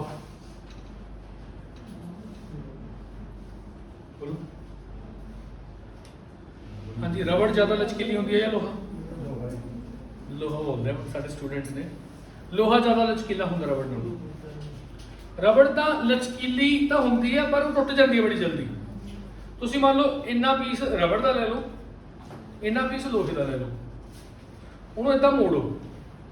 ਪਹਿਲੀ ਗੱਲ ਤਾਂ ਲੋਹਾ ਤੁਹਾਡੇ ਤੋਂ ਮੁੜਨਾ ਹੀ ਨਹੀਂ, ਜੇ ਮੁੜ ਵੀ ਜਾਊਗਾ ਥੋੜਾ ਜਿਹਾ ਮੁੜੂਗਾ ਫਿਰ ਵਾਪਸ ਆ ਜਾਊਗਾ। Yes sir no? ਤਾਂ ਪੂਰਾ ਲਚਕੀਲਾ ਨਾ ਰਬੜ ਨੂੰ ਤੁਸੀਂ ਜਿੰਨਾ ਜੋਰ ਤੁਸੀਂ ਲੋਹੇ ਤੇ ਲਾਇਆ ਸੀ ਉਹਨਾਂ ਜੋਰ ਹੁਣ ਤੁਸੀਂ ਰਬੜ ਤੇ ਲਾ ਦਿਓ, ਕੀ ਹੋ ਜੂਗੀ? ਉਹ ਟੁੱਟ ਜੂਗੀ। ਫਿਰ ਸਾਡੇ ਕਾਹਦੇ ਕੰਮ ਆਈ? ਤਾਂ ਜ਼ਿਆਦਾ ਲਚਕੀਲਾ ਕੀ ਹੁੰਦਾ? ਲੋਹਾ। ਜਿਹੜੇ ਤੁਹਾਡੀ ਗੱਡੀਆਂ ਮੋਟਰਸਾਈਕਲਾਂ ਦੇ ਸ਼ੌਕਰ ਬਣਦੇ ਨੇ ਕਿ ਉਹ ਰਬੜ ਦੇ ਬਣਦੇ ਨੇ? ਲੋਹੇ ਦੇ ਬਣਦੇ ਨੇ। ਠੀਕ ਹੈ ਨਾ? ਸੋ ਜਿਹੜਾ ਤੁਹਾਡੇ ਮੋਬਾਈਲ ਦੇ ਤੁਹਾਡੇ ਪੈਨ ਦੇ ਵਿੱਚ ਸਪਰਿੰਗ ਹੁੰਦਾ ਉਹ ਕੀ ਰਬੜ ਦਾ ਹੁੰਦਾ? ਚਲੋ ਹੁਣ ਇਹ ਕੁਐਸਚਨ ਆ ਗਿਆ, ਕਹਿੰਦਾ ਲਿਟਰਾਈਟ ਸੋਇਲ। ਲਿਟਰਾਈਟ ਸੋਇਲ ਕਿੱਥੇ ਕਿੱਥੇ ਪਾਈ ਜਾਂਦੀ ਸੀ? ਅਲੱਗ-ਅਲੱਗ ਪੈਚਸ ਦੇ ਵਿੱਚ ਪਾਈ ਜਾਂਦੀ ਸੀ ਨਾ, ਥੋੜੀ ਥੋੜੀ। ਈਸਟ ਵਾਲੇ ਪਾਸੇ ਵੀ ਸੀਗੀ, ਸਾਊਥ 'ਚ ਵੀ ਸੀਗੀ, ਕੇਰਲਾ 'ਚ ਵੀ ਸੀਗੀ, ਥੋੜੀ ਬਹੁਤ ਰਾਜਸਥਾਨ ਐਮਪੀ ਵਾਲੇ ਪਾਸੇ ਵੀ ਸੀਗੀ, ਨਾਰਥ ਈਸਟ 'ਚ ਵੀ ਸੀਗੀ, ਈਸਟਰਨ ਇੰਡੀਆ 'ਚ ਮੇਨਲੀ ਸੀ। ਹੁਣ ਤੁਸੀਂ ਦੱਸੋ ਵੀ ਲਿਟਰਾਈਟ ਸੋਇਲ ਜਿਹੜੀ ਹੁੰਦੀ ਹੈ ਉਹਨਾਂ ਬਾਰੇ ਕਿਹੜੀ ਗੱਲ ਸਹੀ ਹੈ? ਫੋਰਥ ਗੱਲ ਤਾਂ ਬਿਲਕੁਲ ਸਹੀ ਹੈ, ਤੀਸਰੀ ਗੱਲ ਤਾਂ ਬਿਲਕੁਲ ਹੀ ਗਲਤ ਹੈ। ਰਾਜਸਥਾਨ ਯੂਪੀ ਦੇ ਵਿੱਚ, ਯੂਪੀ 'ਚ ਤਾਂ ਨਹੀਂ ਹੈਗੀ। ਨਾਲੇ ਉਹਨੇ ਵੈਲ ਡਿਵੈਲਪਡ ਲਿਖਤਾ। ਜੇ ਕਹਿੰਦਾ ਥੋੜੀ ਬਹੁਤ ਫਿਰ ਤਾਂ ਆਪਾਂ ਮੰਨ ਲੈਂਦੇ। ਵੈਲ ਡਿਵੈਲਪਡ ਦਾ ਮਤਲਬ ਵੀ ਵਧੀਆ ਮਾਤਰਾ 'ਚ, ਕਿ ਨਾਈਟ੍ਰੋਜਨ ਤੇ ਪੋਟਾਸ਼ ਦੀ ਇਸ ਭਰਪੂਰ ਮਾਤਰਾ ਹੁੰਦੀ ਹੈ। ਇੰਡੀਆ ਦੀ ਇਹ ਮਿੱਟੀ 'ਚ ਨਹੀਂ ਹੈਗੀ। ਇਹ ਦੋਨੋਂ ਗਲਤ ਹੋ ਗਏ। ਹੁਣ ਕੀ ਰੈੱਡ ਕਲਰ ਦੀ ਹੁੰਦੀ ਹੈ ਲਿਟਰਾਈਟ ਸੋਇਲ? ਹੋਰ ਕਿਹੜੇ ਕਲਰ ਦੀ ਹੁੰਦੀ ਹੈ? ਇਹ ਤਾਂ ਨਹੀਂ ਦੱਸਿਆ ਮੈਂ ਤੁਹਾਨੂੰ। ਇਹ ਤਾਂ ਹੁਣ ਕੁਐਸਚਨ ਦੇ ਆਪਸ਼ਨ ਦੇਖ ਕੇ ਪਤਾ ਲੱਗੂਗਾ। ਤਾਂ ਆਪਸ਼ਨ ਦੇਖ ਕੇ ਤੁਸੀਂ ਸਿਰਫ ਸੀ ਆਪਸ਼ਨ ਹੀ ਲਾ ਸਕਦੇ ਹੋ, ਕਿਉਂਕਿ ਦੂਸਰੀ ਤੇ ਤੀਸਰੀ ਜਿਹੜੀ ਸਟੇਟਮੈਂਟ ਆ ਉਹ ਬਿਲਕੁਲ ਗਲਤ ਹੈ। ਤੁਹਾਨੂੰ ਮੈਂ ਲਿਟਰਾਈਟ ਸੋਇਲ ਦਿਖਾਈ ਨਹੀਂ? लिटराइट सॉइल रेड ही है ना? बिल्कुल रेड है जी। क्यों रेड है जी? यही दस दो। आयरन हैगा से ना ऊपर, सिलिकॉन थे वो तो बाकी निकल गया नीचे, आयरन ते एल्यूमीनियम रह गया। तो दो तीन वाली चीज ਨੂੰ ਪੜ੍ਹ ਲਓ ਤਾਂ ਕਨਸੈਪਟ ਕਲੀਅਰ ਹੋ ਜਾਂਦਾ ਜੀ। ਹੁਣ ਮਾਊਂਟੇਨੀਅਸ ਸੋਇਲ ਕਿਦਾਂ ਦੀ ਹੁੰਦੀ ਹੈ? ਚੰਗੀ ਹੈ ਮਾੜੀ? ਇਹ ਮਾੜੀ ਹੁੰਦੀ ਹੈ, ਬਹੁਤ ਥਿਨ ਲੇਅਰ ਹੈ ਪਹਿਲੀ ਗੱਲ ਤਾਂ। ਦੂਜੀ ਗੱਲ ਅੰਡਰ ਡਿਵੈਲਪਡ, ਮਤਲਬ ਹਜੇ ਪੂਰੀ ਡਿਵੈਲਪ ਨਹੀਂ ਹੋਈ, ਅੰਡਰ ਡਿਵੈਲਪ। ਤੀਸਰੀ ਗੱਲ ਸਟੀਪ ਗ੍ਰੇਡੀਐਂਟ, ਤਿੱਖੀ ਢਲਾਣ ਹੋਣ ਕਰਕੇ ਇਹ ਮੈਚੁਰ ਹੋ ਨਹੀਂ ਪਾਉਂਦੀ। ਇਸ ਕਰਕੇ ਤੁਸੀਂ ਇੱਥੇ ਸਿਰਫ ਗ੍ਰਾਸਿਸ ਹੀ ਉਗਾ ਸਕਦੇ ਹੋ। ਗ੍ਰਾਸਿਸ ਨੂੰ ਕੀ ਕਹਿੰਦੇ ਆ? ਹੋਰ ਕੁਝ ਜਿਹੜੇ ਘਾਹ ਦੇ ਮੈਦਾਨ ਹੁੰਦੇ ਨੇ ਉਹਨੂੰ ਕਹਿੰਦੇ ਮੀਡੋਜ਼, MEADOWS, ਮੀਡੋਜ਼। ਜੰਮੂ ਕਸ਼ਮੀਰ ਦੇ ਵਿੱਚ ਜੇ ਤੁਸੀਂ ਜਾਓ, ਆਰਮੀ ਵਾਲਿਆਂ ਨੂੰ ਪਤਾ ਹੋਊਗਾ, ਸੋਨਮਰਗ ਰਸਤੇ ਜਾਂਦਾ ਨਾ, ਸੋਨਮਰਗ ਰੇਲਵੇ ਲਾਈਨ ਵੀ ਹੈਗੀ ਉੱਥੇ ਸੋਨਮਰਗ 'ਚ?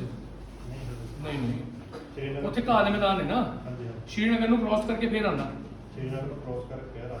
ਹਾਂ, ਉਹ ਵਨ ਵੇ ਜਦੋਂ ਆਪਾਂ ਜਾਂਦੇ ਹਾਂ ਨਾ, ਲੈ ਜਾ ਰਹੇ ਹੁੰਦੇ ਸਪੋਜ਼ ਆਪਾਂ ਬਾਇਆ ਰੋਡ, ਤਾਂ ਕੀ ਹੁੰਦਾ ਉੱਥੇ ਅਕਸਰ ਰੋਕ ਦਿੰਦੇ ਆਰਮੀ ਵਾਲੇ, ਕਿਉਂਕਿ ਉੱਧਰੋਂ ਦੀ ਗੱਡੀਆਂ ਆ ਰਹੀਆਂ ਹੁੰਦੀਆਂ, ਉਹ ਵਨ ਵੇ ਰੋਡ ਹੈ, ਫਿਰ ਜ਼ਿਆਦਾ ਟ੍ਰੈਫਿਕ ਉੱਥੇ ਆਪਾਂ ਉਹ ਕਰ ਨਹੀਂ ਸਕਦੇ ਯਾਰ, ਫਿਰ ਉੱਥੇ ਰੋਕ ਦਿੰਦੇ ਆ ਲੋਕ, ਉੱਥੇ ਘੁੰਮਦੇ ਫਿਰਦੇ ਆ। ਕਾਫੀ ਬਿਊਟੀਫੁਲ ਸੀਨ ਹੈ ਨਾ, ਬਹੁਤ ਗ੍ਰੀਨ, ਮਤਲਬ ਗ੍ਰੀਨ ਏਰੀਆ, ਤੇ ਉੱਥੇ ਵਾਟਰ ਰਿਫਟਿੰਗ ਵਗੈਰਾ ਵੀ ਹੁੰਦੀ ਹੈ ਸਾਹਮਣੇ ਕਾਫੀ। ਸੋਨਮਰਗ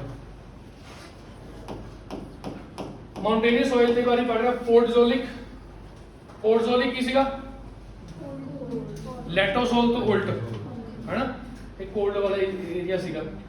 ਅਗੇਨ ਆਇਰਨ ਲੀਚ ਹੋ ਜਾਂਦਾ ਸੀ, ਸਿਲਿਕਾ ਉੱਪਰ ਰਹਿ ਜਾਂਦੀ ਸੀਗੀ, ਐਸਿਡਿਕ ਹੋ ਜਾਂਦੀ ਸੀਗੀ। ਐਗਰੀਕਲਚਰ ਵਾਸਤੇ ਵਧੀਆ ਨਹੀਂ ਹੈਗੀ, ਲੇਕਿਨ ਲੰਬਰਿੰਗ ਵਾਸਤੇ ਚੰਗੀ ਹੈ, ਫੋਰੈਸਟਰੀ ਵਗੈਰਾ ਚੰਗੀ ਹੋ ਸਕਦੀ ਹੈ, ਪਰ ਜਿਹੜੀਆਂ ਆਪਣੀਆਂ ਫਸਲਾਂ ਨੇ, ਅਨਾਜ ਵਗੈਰਾ, ਇਹ ਨਹੀਂ ਉੱਗਦਾ ਇਹਦੇ। ਹੁਣ ਕੀ ਹੁੰਦਾ ਜੀ, ਜਿਹੜੀ ਆ ਮਿੱਟੀ ਹੁੰਦੀ ਆ ਮਾਊਂਟੇਨ ਵਾਲੀ, ਇਹਦੇ ਉੱਪਰ ਨਾ ਜਿਹੜੇ ਦਰਖਤ ਲੱਗੇ ਹੋਏ ਨੇ, ਇਹਨਾਂ ਦੇ ਪੱਤੇ ਵਗੈਰਾ ਟੁੱਟ ਕੇ ਉੱਪਰ ਪੈ ਜਾਂਦੇ ਨੇ। ਉੱਥੇ ਗਰਮੀ ਤਾਂ ਹੁੰਦੀ ਨਹੀਂ, ਠੰਡ ਹੁੰਦੀ ਹੈ, ਇਸ ਕਰਕੇ ਪੱਤੇ ਸੜਦੇ ਵੀ ਨਹੀਂ ਹੈਗੇ। ਪੱਤੇ ਤਾਂ ਹੀ ਗਲਣਗੇ, ਸੜਨਗੇ ਜਿੱਥੇ ਗਰਮੀ ਹੋਊਗੀ, ਉਹ ਪੱਤੇ ਸੜਦੇ ਨਹੀਂ ਹੈਗੇ, ਤੇ ਪਏ ਰਹਿੰਦੇ ਨੇ, ਉਹਨੂੰ ਕਵਰ ਕਰ ਰੱਖਦੇ ਨੇ। ਉਹਦੇ ਨਾਲ ਕੀ ਹੁੰਦਾ, ਡੀਗ੍ਰੇਡ ਨਹੀਂ ਹੁੰਦੀ ਉਹ। ਜੇ ਤਾਂ ਸੜ ਜਾਂਦੇ ਪੱਤੇ ਫਿਰ ਤਾਂ ਵਧੀਆ ਸੀ, ਸਾਡੀ ਸੋਇਲ ਦੇ ਵਿੱਚ ਰਹਿੰਦ ਖੂੰਹਦ ਹੋਰ ਆ ਜਾਂਦੀ, ਪਰ ਇਹ ਸੜਦੇ ਹੀ ਨਹੀਂ ਹੈਗੇ ਕਿਉਂਕਿ ਟੈਂਪਰੇਚਰ ਬਹੁਤ ਘੱਟ ਹੈ, ਫਿਰ ਇਸ ਕਰਕੇ ਇਹ ਬਿਲਕੁਲ ਮਤਲਬ ਬਿਲਕੁਲ ਹੀ ਬੇਕਾਰ ਹੋ ਜਾਂਦੀ ਸੋਇਲ ਇਸ ਚੱਕਰ 'ਚ। ਬੈਕਟੀਰੀਅਲ ਪ੍ਰੋਸੈਸ ਵੀ ਨਹੀਂ ਹੁੰਦਾ, ਠੀਕ ਹੈ। ਹਿਊਮਸ ਹੁੰਦੀ ਤਾਂ ਹੈਗੀ, ਉੱਪਰ ਹੁੰਦੀ ਹੈ ਬਸ, ਇਸ ਕਰਕੇ ਏਡੀ ਵਧੀਆ ਸੋਇਲ ਨਹੀਂ ਹੈਗੀ। ਨੈਕਸਟ ਹੈਗਾ ਡੈਜ਼ਰਟ ਸੋਇਲ। ਤੁਹਾਨੂੰ ਪਤਾ ਕਿ ਇਸ ਸੋਇਲ ਦੇ ਵਿੱਚ ਪਾਣੀ ਨੂੰ ਹੋਲਡ ਕਰਨ ਦੀ ਕੈਪੈਸਿਟੀ ਬਹੁਤ ਘੱਟ ਹੁੰਦੀ ਹੈ, ਕਿਉਂਕਿ ਜਿਹੜਾ ਦਾ ਟੈਕਸਚਰ ਹੁੰਦਾ ਬਹੁਤ ਮੋਟਾ ਹੁੰਦਾ, ਪਾਣੀ ਪਾਉਂਗੇ ਨਾਲ ਦੀ ਨਾਲ ਨੀਚੇ ਚਲਾ ਜਾਊਗਾ। ਇੱਥੇ ਵੀ ਐਗਰੀਕਲਚਰ ਨਹੀਂ ਹੋ ਸਕਦੀ, ਨਿਊਟ੍ਰੀਐਂਟਸ ਇਹ 'ਚ ਹੁੰਦੇ ਨਹੀਂ ਹੈਗੇ, ਕਿਉਂਕਿ ਕੋਈ ਜੀਵ ਜੰਤੂ ਨਾ ਪੇੜ ਪੌਦੇ ਹੁੰਦੇ ਨੇ ਇੱਥੇ, ਰਹਿਣ ਖੂੰਹਦ ਵੀ ਕਿਵੇਂ ਹੋਊਗੀ, ਇਹਦੇ 'ਚ ਨਾ ਪਾਣੀ ਹੈ, ਤਾਂ ਫਿਰ ਐਗਰੀਕਲਚਰ ਕਰਨੀ ਬਹੁਤ ਮੁਸ਼ਕਿਲ ਹੈ। ਹਾਂ, ਜੇ ਇਰੀਗੇਸ਼ਨ ਦੇ ਦੋਗੇ ਤਾਂ ਡੈਫੀਨੇਟਲੀ ਕੁਛ ਨਾ ਕੁਛ ਹੋ ਸਕਦਾ। ਕਦੀ ਹੁੰਦੀ ਹੈ, ਬਿਲਕੁਲ ਹੁੰਦੀ ਹੈ, ਪਰ ਉਹ ਉੱਥੇ ਹੀ ਹੁੰਦੀ ਹੈ ਜਿੱਥੇ ਇਰੀਗੇਸ਼ਨ ਫੈਸਿਲਿਟੀਜ਼ ਨੇ, ਸਿਰਫ ਇਰੀਗੇਸ਼ਨ ਫੈਸਿਲਿਟੀਜ਼। ਉੱਦਾਂ ਤਾਂ ਦੇਖੋ ਜੀ, ਉੱਦਾਂ ਤਾਂ ਦਾਲਾਂ ਹੋ ਗਈਆਂ, ਛੋਲੇ ਹੋ ਗਏ, ਇਹਨਾਂ ਨੂੰ ਪਾਣੀ ਘੱਟ ਚਾਹੀਦਾ ਹੁੰਦਾ, ਪਰ ਕਣਕ ਤੇ ਝੋਨਾ ਤੁਸੀਂ ਕਿਵੇਂ ਉਗਾਉਂਗੇ ਦੱਸੋ ਜੀ? ਸਾਡੇ ਇੰਡੀਆ ਦੀ ਸਭ ਤੋਂ ਮੁੱਖ ਜਿਹੜੀ ਫਸਲ ਹੈ, ਖਾਦ ਫਸਲ ਹੈ ਜਿਹੜੀ ਝੋਨਾ ਹੈ। ਚਲੋ ਪੰਜਾਬ 'ਚ ਝੋਨੇ ਨੂੰ ਘੱਟ ਉਗਾਇਆ ਤਾਂ ਬਹੁਤ ਜਾਂਦਾ ਹੈ, ਪਰ ਕੰਜ਼ੰਪਸ਼ਨ ਘੱਟ ਹੈ। ਪਰ UP, Bihar, Madhya Pradesh, coastal area ਨੇ ਜਿਹੜੇ, ਉੱਥੇ ਤਾਂ ਚਾਵਲ ਹੀ ਖਾਇਆ ਜਾਂਦਾ। ਸੋ ਬਿਲਕੁਲ ਉਗਦਾ ਇਹ 'ਚ, ਜੇ ਇਰੀਗੇਸ਼ਨ ਦੇ ਦੋ ਤਾਂ ਹਰ ਚੀਜ਼ ਉਗ ਜਾਂਦੀ ਹੈ। ਹਨੂਮਾਨਗੜ੍ਹ ਦੇ ਵਿੱਚੋਂ ਦੀ, ਉਹ ਤਾਂ ਸਿਰਫ ਪੰਜਾਬ ਨਾਲ ਹੀ ਲੱਗਦਾ, ਦੋ ਉੱਪਰ ਦੱਸਿਆ ਸੀ ਨਾ, ਹਨੂਮਾਨਗੜ੍ਹ ਤੇ ਹੋਰ ਕਿਹੜਾ ਗੰਗਾਨਗਰ, ਤਾਂ ਉੱਥੇ ਵਧੀਆ ਇਰੀਗੇਸ਼ਨ ਫੈਸਿਲਿਟੀਜ਼ ਹੈਗੀਆਂ ਨੇ, ਉਹ ਰੇਗਿਸਤਾਨ ਇਲਾਕਾ ਨਹੀਂ ਹੈਗਾ। ਜੇ ਤੁਸੀਂ ਅੱਗੇ ਚਲੇ ਜਾਓਗੇ, ਚੂਰੂ ਹੋ ਗਿਆ, ਝੁੰਝਨੂ ਹੋ ਗਿਆ, ਜੈਸਲਮੇਰ ਹੋ ਗਿਆ, ਉੱਥੇ ਪ੍ਰੋਬਲਮਸ ਨੇ, ਠੀਕ ਹੈ ਨਾ। ਇਹ ਤਾਂ ਮੈਂ ਤੁਹਾਨੂੰ ਪਹਿਲੇ ਦੱਸਤਾ, ਈਵਨ ਜੇ ਤੁਸੀਂ ਉੱਥੇ ਜਾ ਕੇ ਵੀ ਉਹਨਾਂ ਨੂੰ ਪਾਣੀ ਦੇ ਪਾ ਰਹੇ ਹੋ ਫਸਲ, ਉਹਨੂੰ ਮਿੱਟੀ ਨੂੰ, ਤਾਂ ਵੀ ਉਹ ਉਗਾ ਦੂਗੀ ਫਸਲ ਨੂੰ। ਸੈਲਿਨਿਟੀ, ਆਬਵੀਅਸਲੀ ਸੈਲਿਨਿਟੀ ਬਹੁਤ ਜ਼ਿਆਦਾ ਹੋ ਜਾਂਦੀ, ਪਾਣੀ ਤਾਂ ਉੱਡੀ ਜਾਂਦਾ। ਇੱਕ ਤੁਸੀਂ ਸ਼ਬਦ ਸੁਣਿਆ ਜੀ, ਓਆਸਿਸ।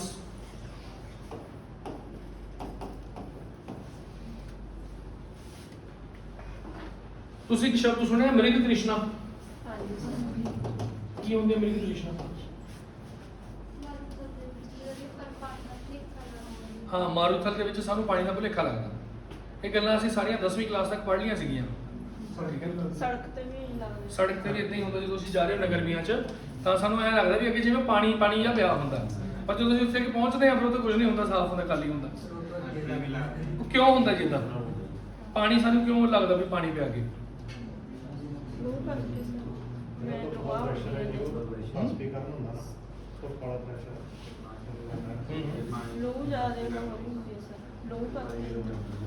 ਨਹੀਂ, ਲੂ ਕਰਕੇ, ਲੂ ਤਾਂ ਆਪਣੇ ਇੱਥੇ ਵੀ ਵਗਦੀ ਹੈ ਨਾਰਮਲ ਘਰਾਂ 'ਚ ਸਾਨੂੰ ਕਿਉਂ ਨਹੀਂ ਮਹਿਸੂਸ ਹੁੰਦਾ ਪਾਣੀ?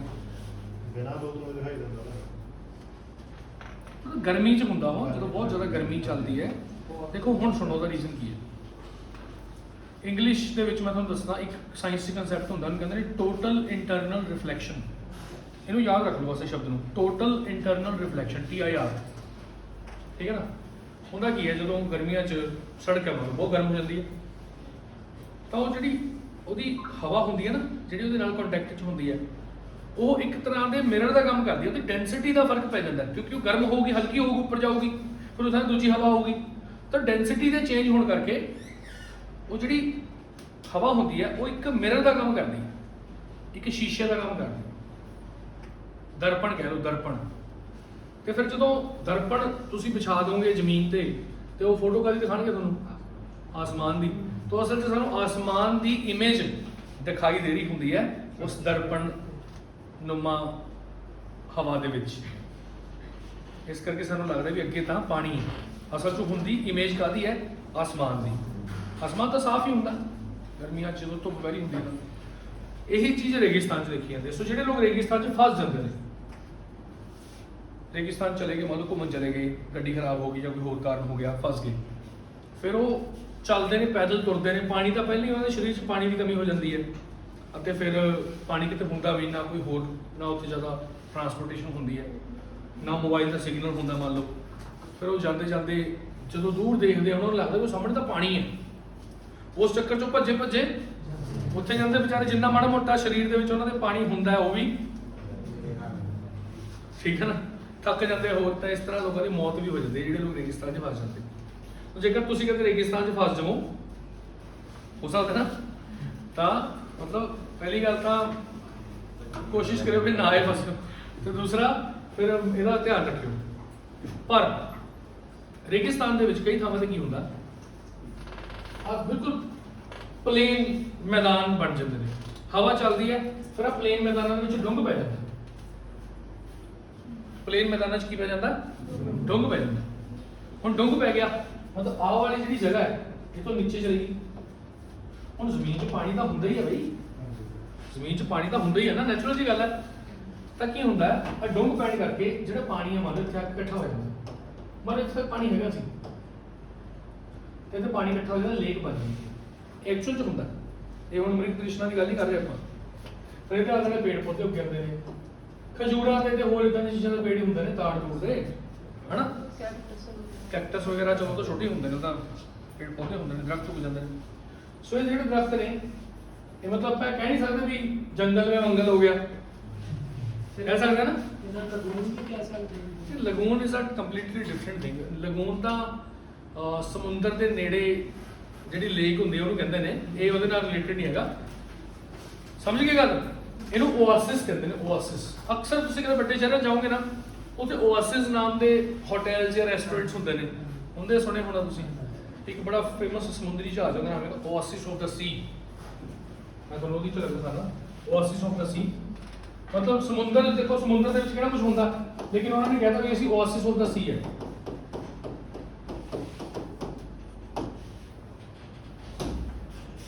ਵੀ ਅਸੀਂ ਜਿਵੇਂ ਰੇਗਿਸਤਾਨ ਦੇ ਵਿੱਚ ਓਆਸਿਸ ਹੁੰਦਾ, ਅਸੀਂ ਵੀ ਸਮੁੰਦਰ ਦੇ ਵਿੱਚ ਓਆਸਿਸ ਹੈਗੇ ਇੱਕ ਤਰ੍ਹਾਂ ਦੇ। ਉੱਥੇ ਖਾਣ ਪੀਣ ਨੂੰ ਸਾਰਾ, ਪੀਣ ਨੂੰ ਪਾਣੀ ਮਿਲ ਜੂਗਾ, ਖਾਣ ਖਜੂਰਾਂ ਮਿਲ ਜਾਣਗੀਆਂ, ਹੋਰ ਕੀ ਚਾਹੀਦਾ ਤੁਹਾਨੂੰ ਯਾਰ, ਛਾਂ ਮਿਲ ਜੂਗੀ, ਠੀਕ ਹੈ ਜੀ। ਸੋ ਸਭ ਤੋਂ ਮਹਿੰਗੇ ਹੁੰਦੇ ਆ ਟੂਰਿਜ਼ਮ ਦੇ ਆਹ ਸਾਧਨ, ਜਿਹੜੇ ਲੋਕ ਘੁੰਮਣ ਫਿਰਨ ਜਾਂਦੇ ਆ, ਉਹ ਬੁੱਕ ਕਰਾਉਂਦੇ, ਇੱਕ ਦੇਸ਼ ਤੋਂ ਆਹ ਬੁੱਕ ਕਰਾਉਂਦੇ ਆ ਜਿਹੜੇ ਹੁੰਦੇ ਨਾ ਜਿੱਦਾਂ ਦੇ ਸ਼ਿਪਸ ਵਗੈਰਾ, ਵਿੱਚ ਹਜ਼ਾਰਾਂ ਰੂਮਸ ਹੁੰਦੇ ਨੇ। ਟਾਈਟੈਨਿਕ ਸੀ ਨਾ ਜਿੱਦਾਂ। ਸੋ ਡੈਜ਼ਰਟ ਸੋਇਲ ਦੇ ਵਿੱਚ ਮਾਈਕਰੋ ਨਿਊਟ੍ਰੀਐਂਟਸ ਲੱਗੇ ਹੁੰਦੇ ਨੇ, ਪਰ ਐਗਰੀਕਲਚਰ ਤਾਂ ਹੀ ਸਪੋਰਟ ਕਰਨਗੇ ਜੇਕਰ ਇਰੀਗੇਸ਼ਨ ਹੁੰਦੀ ਹੈ। ਅੱਗੇ ਕਿ ਮੈਂਗਰੂਵ, ਦੇਖੋ ਇਦਾਂ ਦੇ ਹੁੰਦੇ ਨੇ ਮੈਂਗਰੂਵ, ਤੁਹਾਡੇ ਸਾਹਮਣੇ ਮੈਂਗਰੂਵ ਨੇ। ਮੈਂਗਰੂਵ 1 ਦੇਖ ਰਹੇ ਹੋ, ਜਿਹੜਾ ਬਾਹਰ ਨਿਕਲੀ ਹੁੰਦੀਆਂ, ਕਿਉਂਕਿ ਨੀਚੇ ਗਲੇਇੰਗ ਕਰਕੇ ਮਿੱਟੀ ਦਲਦਲੀ ਹੋ ਜਾਂਦੀ ਹੈ, ਫਿਰ ਉਹਦੇ ਵਿੱਚੋਂ ਨਿਊਟ੍ਰੀਐਂਟਸ ਲੈਣਾ ਮੁਸ਼ਕਿਲ ਹੁੰਦਾ, ਹਵਾ 'ਚੋਂ ਹੀ ਲੈ ਲੈਂਦੇ ਨੇ। ਦੇਖੋ ਨੇਚਰ ਬੜੀ ਇੱਕ ਸਮਾਰਟ ਚੀਜ਼ ਹੈ ਜੀ, ਨੇਚਰ ਬੜੀ ਸਮਾਰਟ ਹੈ। ਅਸੀਂ ਆਪਣੇ ਆਪ ਨੂੰ ਸਮਾਰਟ ਮੰਨਦੇ, ਮੈਂ ਸਮਾਰਟ ਹਾਂ ਜੀ। ਕਾਹਦੇ ਸਮਾਰਟ ਹੈ ਜੀ ਅਸੀਂ ਤਾਂ ਹੁਣ ਆਦੀ ਹੋ ਚੁੱਕੇ ਹਾਂ, ਅਸੀਂ ਤਾਂ ਸਗੋਂ ਲੇਜ਼ੀ ਹੋ ਚੁੱਕੇ ਹਾਂ। ਸਮਾਰਟ ਤਾਂ ਉਹਨੇ ਜਿਹੜੇ ਜੀਵ ਜੰਤੂ ਜੰਗਲਾਂ 'ਚ ਰਹਿੰਦੇ ਨੇ। ਹੁਣ ਸਪੋਜ਼ ਕਰੋ ਤੁਸੀਂ ਇੱਕ ਹਿਰਨ ਹੋ, ਹਿਰਨ ਨੇ ਪਾਣੀ ਪੀਣ ਜਾਣਾ, ਕਿੱਥੇ? ਰਸੋਈ 'ਚ ਤਾਂ ਜਾਣਾ ਨਹੀਂ ਉਹਨੇ ਪਾਣੀ ਪੀਣ, ਹੁਣ ਤਾਂ ਕਿਸੇ ਤਲਾਬ ਤੇ ਜਾਂ ਕਿਸੇ ਦਰਿਆ ਤੇ ਪਾਣੀ ਪੀਣ ਜਾਣਾ, ਉੱਥੇ ਜਾਊਗਾ, ਆਪਾਂ ਜਾਂਦੇ ਆ ਰਸੋਈ 'ਚ ਗਲਾਸ 'ਚ ਪਾਣੀ ਭਰਿਆ ਤੇ ਬੜਾ ਪੀ ਲਿਆ। ਹਿਰਨ ਨੇ ਦੇਖਣਾ ਪਾਣੀ 'ਚ ਪਹਿਲਾਂ ਤਾਂ। ਪਾਣੀ 'ਚੋਂ ਕੀ ਖਤਰਾ ਉਹਨੂੰ? ਮਗਰਮੱਛ ਦਾ। ਪਿੱਛੋਂ ਦੱਸੋ ਤੁਸੀਂ, ਤੁਹਾਨੂੰ ਕਾਹਦਾ ਖਤਰਾ ਘਰੇ? ਛਿਪਕਲੀ ਤੋਂ ਡਰਦੀਆਂ ਕੁੜੀਆਂ, ਹਾਏ ਛਿਪਕਲੀ ਨਾ ਆ ਜਾਏ ਰਾਤ ਨੂੰ, ਜਾਂ ਭੂਤ ਨਾ ਆ ਜਾਏ। ਜਿਹੜੀ ਚੀਜ਼ ਹੈ ਹੀ ਨਹੀਂ ਉਹ ਤੋਂ ਡਰਦੇ ਆ, ਠੀਕ ਹੈ ਨਾ? ਜਿਹੜੀ ਚੀਜ਼ ਹੈ ਹੀ ਨਹੀਂ। ਸਾਡੇ ਸਟੈਂਡਰਡ ਮੇਰੇ ਡਬਲ ਨੇ। ਇੱਕ ਦਿਨ ਮੈਂ ਕਲਾਸ ਡਿਸਕਸ ਕਰ ਰਿਹਾ ਸੀ ਹੋਮੋਸੈਕਸ਼ੁਅਲਿਟੀ ਬਾਰੇ। ਅੱਜ ਕੱਲ੍ਹ ਇਹ ਚੀਜ਼ ਬੜੀ ਚੱਲ ਰਹੀ ਹੈ ਨਾ ਵੀ ਜੇਕਰ ਕੋਈ ਆਦਮੀ ਕਿਸੇ ਆਦਮੀ ਦੇ ਨਾਲ ਵਿਆਹ ਕਰਾਉਣਾ ਚਾਹੁੰਦਾ ਤਾਂ ਉਹ ਕਰਾ ਸਕਦਾ। ਹੁਣ ਇੰਡੀਆ ਦੇ ਵਿੱਚ ਇਹ ਲੀਗਲ ਤਾਂ ਨਹੀਂ ਹੋਇਆ, ਪਰ ਹੁਣ ਇਹ ਇਲੀਗਲ ਨਹੀਂ ਹੈਗਾ। ਫਿਰ ਕੁਝ ਸਟੂਡੈਂਟਸ ਨੇ ਕਿਹਾ, ਕਹਿੰਦੇ ਸਰ ਇਹ ਤਾਂ ਬਿਮਾਰੀ ਹੁੰਦੀ ਹੈ ਜੀ, ਇਹ ਤਾਂ ਗਲਤ ਚੀਜ਼ ਹੈ ਜੀ। ਤੇ ਮੈਂ ਕਿਹਾ ਭੂਤ ਪ੍ਰੇਤ, ਕਹਿੰਦੇ ਉਹ ਸਹੀ ਚੀਜ਼ ਹੈ ਜੀ। ਸਾਡੇ ਕਨਸੈਪਟ ਬਿਲਕੁਲ ਓਪੋਜ਼ਿਟ ਨੇ। ਜਿਹੜੀ ਚੀਜ਼ ਹੈ ਨਹੀਂ ਉਹਨੂੰ ਅਸੀਂ ਮੰਨਦੇ ਆ, ਤੇ ਜਿਹੜੀ ਚੀਜ਼ ਹੈਗੀ ਉਹਨੂੰ ਅਸੀਂ ਬਿਮਾਰੀ ਮੰਨਦੇ ਹਾਂ, ਲਾਈਕ ਦੈਟ। ਕਿਉਂ ਜੀ? ਫੋਰਨ ਦੇ ਵਿੱਚ ਤਾਂ ਇਦਾਂ ਹੋ ਚੁੱਕਿਆ ਨਾ, same sex marriages are allowed, ਪਰ ਸਾਡੀ ਸੋਸਾਇਟੀ ਥੋੜੀ ਨੈਰੋ ਮਾਈਂਡਡ ਹੈ। ਕੋਈ ਗੱਲ ਨਹੀਂ, ਫਿਰ ਕੀ ਹੋ ਗਿਆ? ਸੋ ਗਲੇਇੰਗ ਪ੍ਰੋਸੈਸ, ਪੇੜ ਪੌਦੇ ਬੜੇ ਸਮਾਰਟ ਹੁੰਦੇ ਨੇ ਜੀ। ਜੇਕਰ ਉਹਨਾਂ ਨੂੰ ਨੀਚੋਂ ਦੀ ਜੜ੍ਹਾਂ ਚੋਂ ਨਿਊਟ੍ਰੀਐਂਟਸ ਨਾ ਮਿਲਣ, ਹਵਾ ਚੋਂ ਨਾ ਮਿਲਣ, ਫਿਰ ਕੀ ਕਰਦੇ ਆ ਉਹ? ਕੀੜੇ ਮਕੌੜੇ ਖਾਣ ਲੱਗ ਜਾਂਦੇ ਉਹ ਪੇੜ ਪੌਦੇ। ਤੁਸੀਂ ਪਿਚਰ ਪਲਾਂਟ ਦਾ ਨਾਮ ਤਾਂ ਸੁਣਿਆ ਹੋਣਾ। ਇਹ ਤਾਂ ਮੂੰਹ ਖੋਲ ਕੇ ਬੈਠਾ ਰਹਿੰਦਾ, ਉਹ ਪਲਾਂਟ ਹੁੰਦਾ, ਉਹ ਕੋਈ ਜਾਨਵਰ ਨਹੀਂ ਹੁੰਦਾ, ਪਲਾਂਟ ਹੈ। ਜਦੋਂ ਕੋਈ ਕੀੜਾ ਮਕੌੜਾ ਉਹਦੇ ਅੰਦਰ ਜਾਂਦਾ, ਉਹ ਕਹਿੰਦੇ ਬੰਦ ਕਰ ਦਿੰਦਾ ਆਪਣਾ ਮੂੰਹ, ਉਹ ਅੰਦਰ ਉਹਦੇ ਚੋਂ ਸਾਰੇ ਨਿਊਟ੍ਰੀਐਂਟ ਕਹਿੰਦਾ ਚੱਕ ਬਈ ਅੱਜ ਤਾਂ ਬਟਰ ਚਿਕਨ ਮਿਲ ਗਿਆ। ਠੀਕ ਨਹੀਂ? Very smart. ਅਸੀਂ ਸਮਾਰਟ ਨਹੀਂ ਹੈਗੇ। ਇਸ ਤਾਂ ਹੁਣ ਕੰਪਿਊਟਰ ਕਮਾਂਡਰ ਨਹੀਂ ਬਣਾਤੇ, ਆਰਟੀਫੀਸ਼ੀਅਲ ਇੰਟੈਲੀਜੈਂਸ ਹੈਗੀ ਤਾਂ ਆਰਟੀਫੀਸ਼ੀਅਲ ਹੀ ਹੈ, ਉਹ ਰੀਅਲ ਇੰਟੈਲੀਜੈਂਟ ਨੇ। ਦੱਸੋ ਤੁਸੀਂ ਹੁਣ ਕਿਹੜਾ ਉਹ ਜ਼ਿਆਦਾ ਸਤਰਕ ਨੇ, ਜਾਂ ਤੁਸੀਂ ਤਾਂ ਯਾਰ ਮੈਂ ਤੁਹਾਨੂੰ ਟੌਪਿਕ ਕਹਿੰਦਾ ਪੜ੍ਹ ਕੇ, ਤੁਸੀਂ ਹੋਰ ਹੀ ਪੜ੍ਹ ਕੇ ਆਉਂਦੇ। ਉਹਨਾਂ ਨੂੰ 24 ਘੰਟੇ ਜਾਣ ਦਾ ਖਤਰਾ ਰਹਿੰਦਾ। ਜਦੋਂ ਚਿੰਪੈਂਜ਼ੀ ਜਾਂ ਬਾਂਦਰ ਛਾਲ ਮਾਰਦੇ ਨੇ ਇੱਕ ਦਰਖਤ ਤੋਂ ਦੂਜੇ ਦਰਖਤ 'ਚ, ਜੇ 2 ਸੈਂਟੀਮੀਟਰ ਦੀ ਵੀ ਕਮੀ ਰਹਿ ਜੇ, ਕਿੱਥੇ ਜਾਣਗੇ? ਮਰ ਜਾਣਗੇ। ਪਰ ਨਹੀਂ, ਐਗਜ਼ੈਕਟ ਪਤਾ ਵੀ ਉਹ ਸਾਹਮਣੇ ਇੱਕ ਲਟਕ ਰਹੀ ਹੈ ਸ਼ਾਖਾ, ਉੱਥੇ ਛਾਲ ਮਾਰਨੀ ਹੈ। ਨਾਲੇ ਉਹਨਾਂ ਦੇ ਨਾਲ ਚਿੰਬੜਿਆ ਹੁੰਦਾ ਛੋਟਾ ਜਿਹਾ ਮਾਊ, ਛੋਟਾ ਉਹਨਾਂ ਦਾ ਬੱਚਾ ਵੀ ਤਾਂ ਚਿੰਬੜਿਆ ਹੁੰਦਾ ਨਾ। ਦੇਖੋ, this is the level of accuracy that they have. ਅਸੀਂ ਕਾਹਦੀ ਐਕੂਰੇਸੀ? ਸੋ ਰਿਸਪੈਕਟ them। ਜਿਵੇਂ ਸਭ ਪਹਿਲਾਂ ਅਨੁਮਾਨ ਹੋਇਆ ਕਰਦੇ ਉਹਨਾਂ ਨੂੰ ਵੀ ਆਪਾਂ ਇੰਟੈਲੀਜੈਂਟ ਕਹਿ ਸਕਦੇ। ਬਿਲਕੁਲ ਜੀ, ਉਹਨਾਂ ਦੀ ਨੈਚੁਰਲ ਇੰਟੈਲੀਜੈਂਸ ਸੀ ਨਾ। ਅੱਜ ਕੱਲ੍ਹ ਤਾਂ ਅਸੀਂ ਡਿਪੈਂਡੈਂਟ ਆ। ਹੁਣ ਮੈਂ ਲਾਈਟ ਬੰਦ ਕਰਦਾ, ਕਿੱਥੇ ਜਾਊਗੀ ਇੰਟੈਲੀਜੈਂਸ? ਠੀਕ ਹੈ ਨਾ? ਦੇ ਵਰ ਨੈਚੁਰਲੀ ਇੰਟੈਲੀਜੈਂਟ ਲਾਈਕ ਦੈਟ। ਸੋ ਆਪਾਂ ਪੜ੍ਹ ਲਿਆ ਮੈਂਗਰੋਵਸ ਹੁੰਦੇ ਨੇ, ਇਹ ਹਵਾ ਦੇ ਵਿੱਚੋਂ ਆਪਣੀ ਨਿਊਟ੍ਰੀਐਂਟਸ ਲੈਂਦੇ ਨੇ। ਐਗਰੀਕਲਚਰ ਨਹੀਂ ਹੁੰਦੀ, ਪਰ ਇਹਦਾ ਫਾਇਦਾ ਕੀ ਹੈ ਜੀ? ਸੁਨਾਮੀ ਵਗੈਰਾ ਤੋਂ ਸਾਡੀ ਰੱਖਿਆ ਕਰਦੇ ਨੇ, ਇਰੋਜ਼ਨ ਨਹੀਂ ਹੋਣ ਦਿੰਦੇ ਕੋਸਟ ਲਾਈਨ ਦਾ। ਓਕੇ, ਅੱਗੇ ਸਲਾਈਨ ਅਲਕਲਾਈਨ। ਇਹ ਉਹ ਇਲਾਕੇ ਨੇ ਜਿੱਥੇ ਡਰੇਨੇਜ ਵਧੀਆ ਨਹੀਂ ਹੁੰਦੀ, ਓਵਰ ਇਰੀਗੇਸ਼ਨ ਹੋ ਰਹੀ ਹੈ, ਕੈਨਾਲ ਏਰੀਆਜ਼ ਨੇ। ਵੈਸਟ ਬੰਗਾਲ, ਪੰਜਾਬ, ਹਰਿਆਣਾ ਤੇ ਰਾਈਟ ਡੈਕਨ ਰੀਜਨ, ਕਾਫੀ ਇਲਾਕਿਆਂ 'ਚ ਸੈਲਾਈਨ ਤੇ ਅਲਕਲਾਈਨ ਸੋਇਲ ਪਾਈ ਜਾਂਦੀ ਹੈ। ਓਬਵੀਅਸਲੀ ਹੁਣ ਇਹਨੂੰ ਵੀ ਤੁਸੀਂ ਕਿਸ ਤਰ੍ਹਾਂ ਉਹ ਕਰੋਗੇ? ਇਹਦੇ 'ਚ ਵੀ ਤੁਸੀਂ ਖੇਤੀਬਾੜੀ ਨਹੀਂ ਕਰ ਸਕਦੇ। ਹਾਂ, ਜੇਕਰ ਬਹੁਤ ਜ਼ਿਆਦਾ ਸਲਾਈਨ ਹੋ ਗਈ, ਫਿਰ ਉਹ 'ਚ ਆਪਾਂ ਕੀ ਪਾ ਦਿੰਦੇ ਆ? ਆਪਾਂ ਜਿਪਸਮ ਜ਼ਰੂਰ ਪਾਉਂਦੇ ਹਾਂ। ਜਿਪਸਮ ਸੁਣਿਆ ਨਾ? ਜਿਪਸਮ ਪਾ ਕੇ, ਜਿਹੜੀ ਸੇਮ ਵਾਲੀ ਮਿੱਟੀ ਹੁੰਦੀ ਹੈ, ਇਹ ਸੇਮ ਵਾਲੀ ਮਿੱਟੀ ਹੈ, ਉਹ ਠੀਕ ਕੀਤਾ ਜੀ। ਸੋ ਆਪਾਂ ਪੜ੍ਹ ਲਿਆ ਜੀ ਸੋਇਲਸ ਆਫ ਇੰਡੀਆ ਵੀ। ਬਹੁਤ ਅੱਜ ਵਾਸਤੇ ਨਾ ਟੌਪਿਕ ਆਪਣੀ ਬੁੱਕ ਦੇ ਵਿੱਚੋਂ ਦੇਖੋ, ਟੌਪਿਕ ਦਿੱਤਾ ਹੋਇਆ ਸੋਇਲਸ ਆਫ ਇੰਡੀਆ।